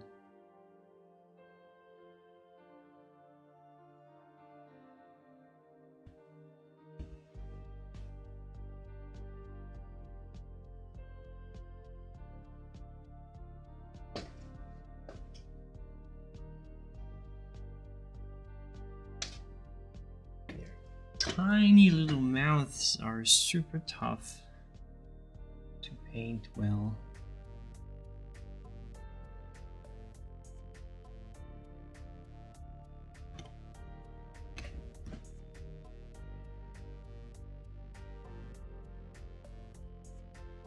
Except with a roundabout, you save time.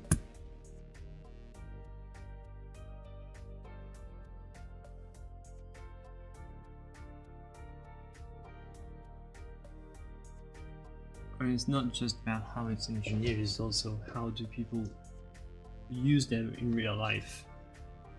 It's just when you know how to properly use them, they're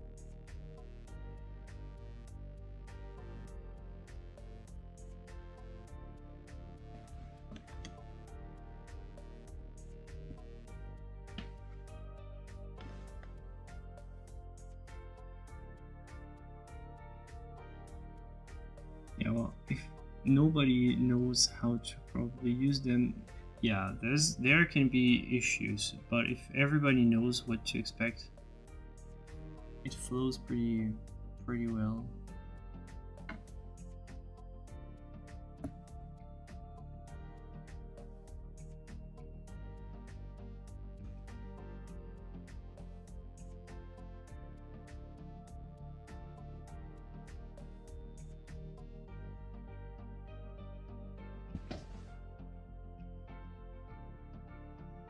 Yes, I was. I was in Decoding Da Vinci. Gosh, it was a while ago.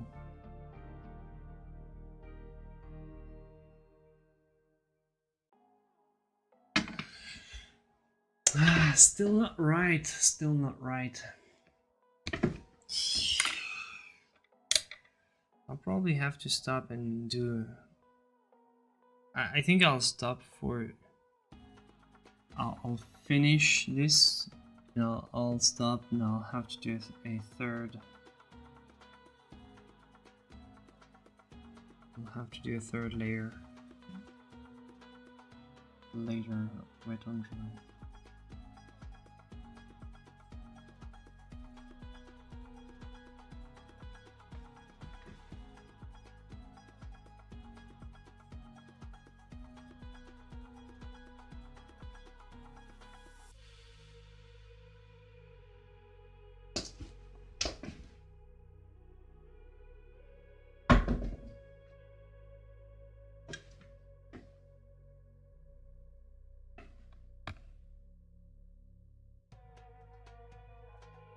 Yeah, well, in France, you can't have a driving test without taking one.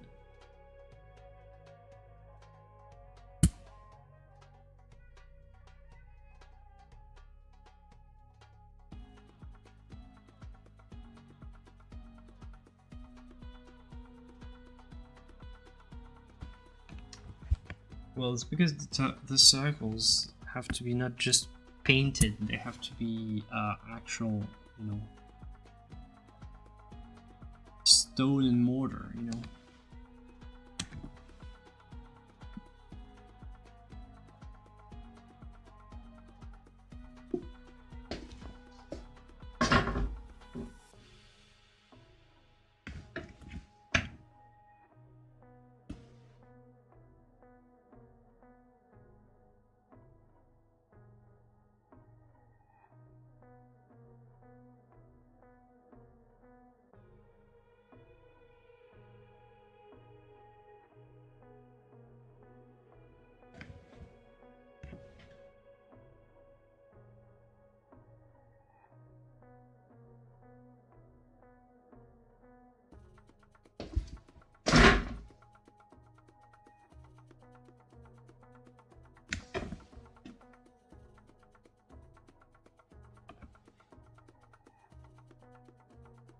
For my colors, yeah, the dress will be kind of blue, a sort of a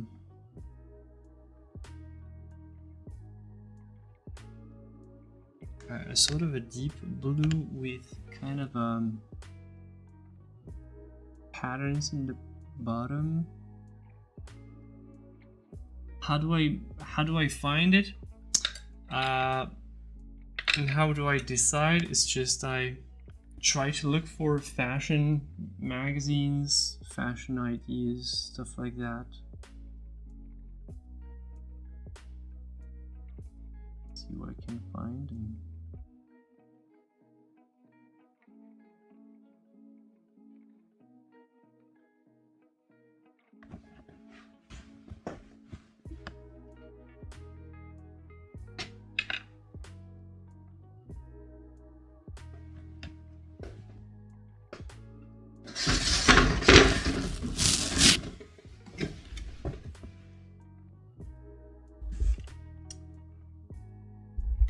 Thanks. Yeah, I'm taking a break. Thank you.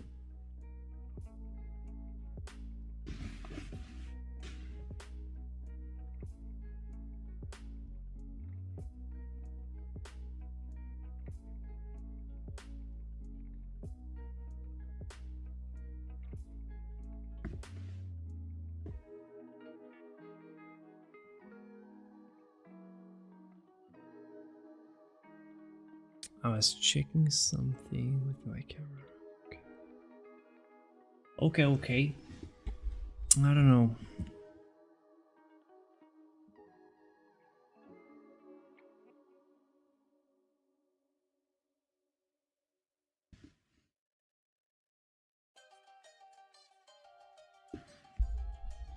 Thank you, Roaring Spark.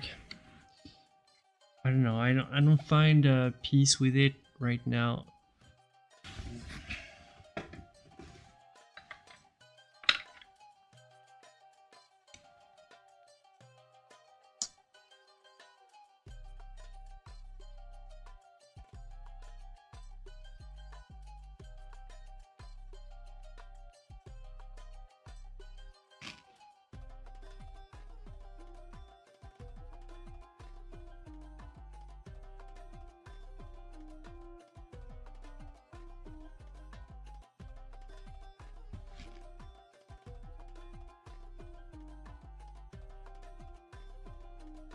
But I think if I want to remake it,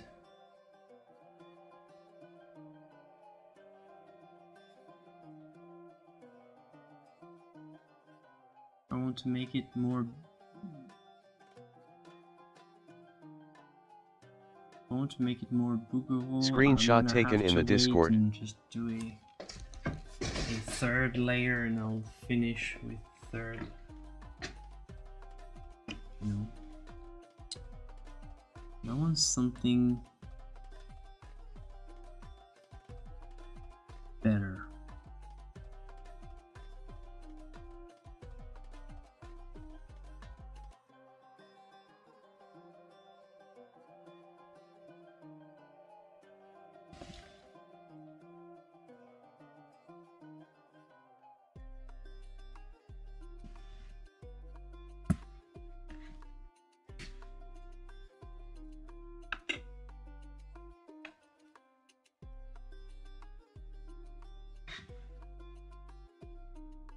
Oh yeah, so you're all the way.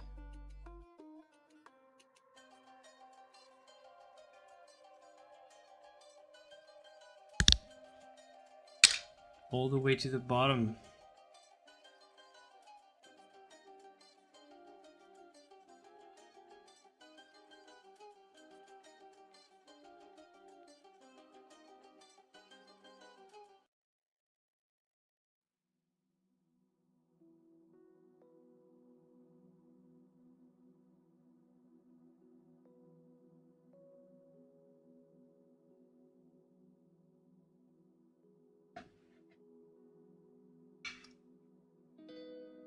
Hello, Luis. Okay. Hey, no problem, Luis. Happy you're here.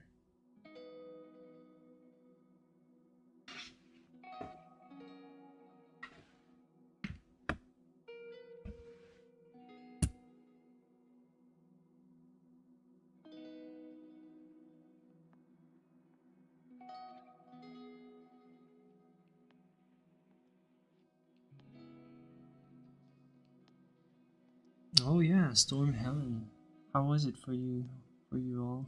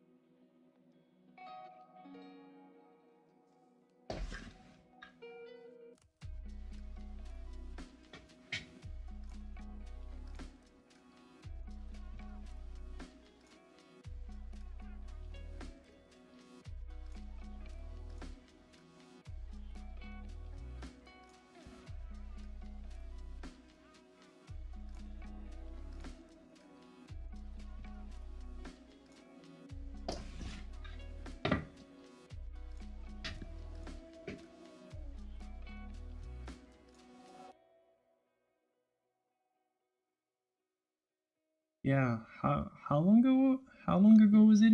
Can you actually see it? Because I don't even remember.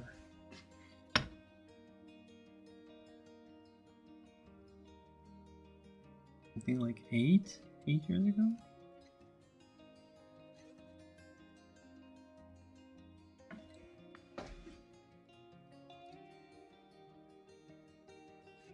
Thank you, Leslie.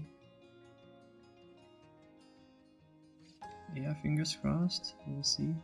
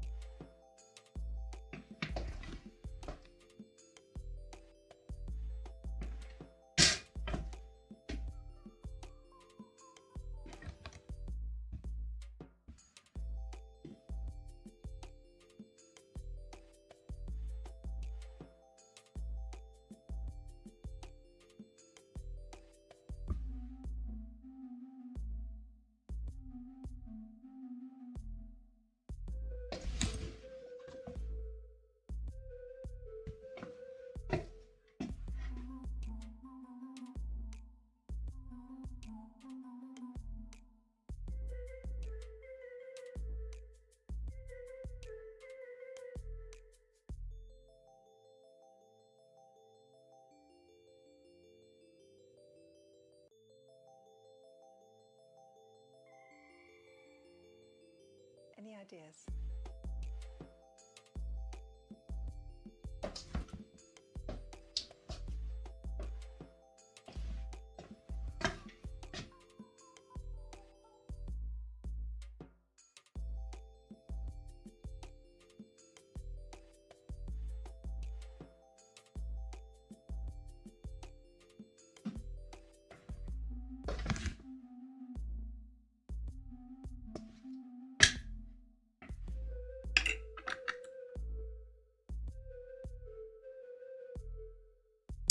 All right.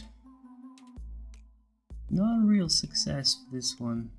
I think I'm gonna let it go. I'm not improving. So you need to let it rest. I'll work wet on dry. So the plan for the next session, I'm gonna let it dry. I'll do the rest. I'll do the dress tomorrow. I'll do the arms, the sunflowers. If I can start tomorrow, that would be the plan. And afterwards, I'll come back and reshape this. I think maybe it's the pose that doesn't work, or the shadows that doesn't work. Something's not right, but I'll figure it out. Now is not the time because I will not get it right, but we'll fix it. We'll fix it later, as we often do. All right. So yeah, that will be it for me, my friends. I'll probably be signing off. But it was a great stream. Great hanging around with you. I'll see you for the next one, my friends. And as always, joy and inspiration to you.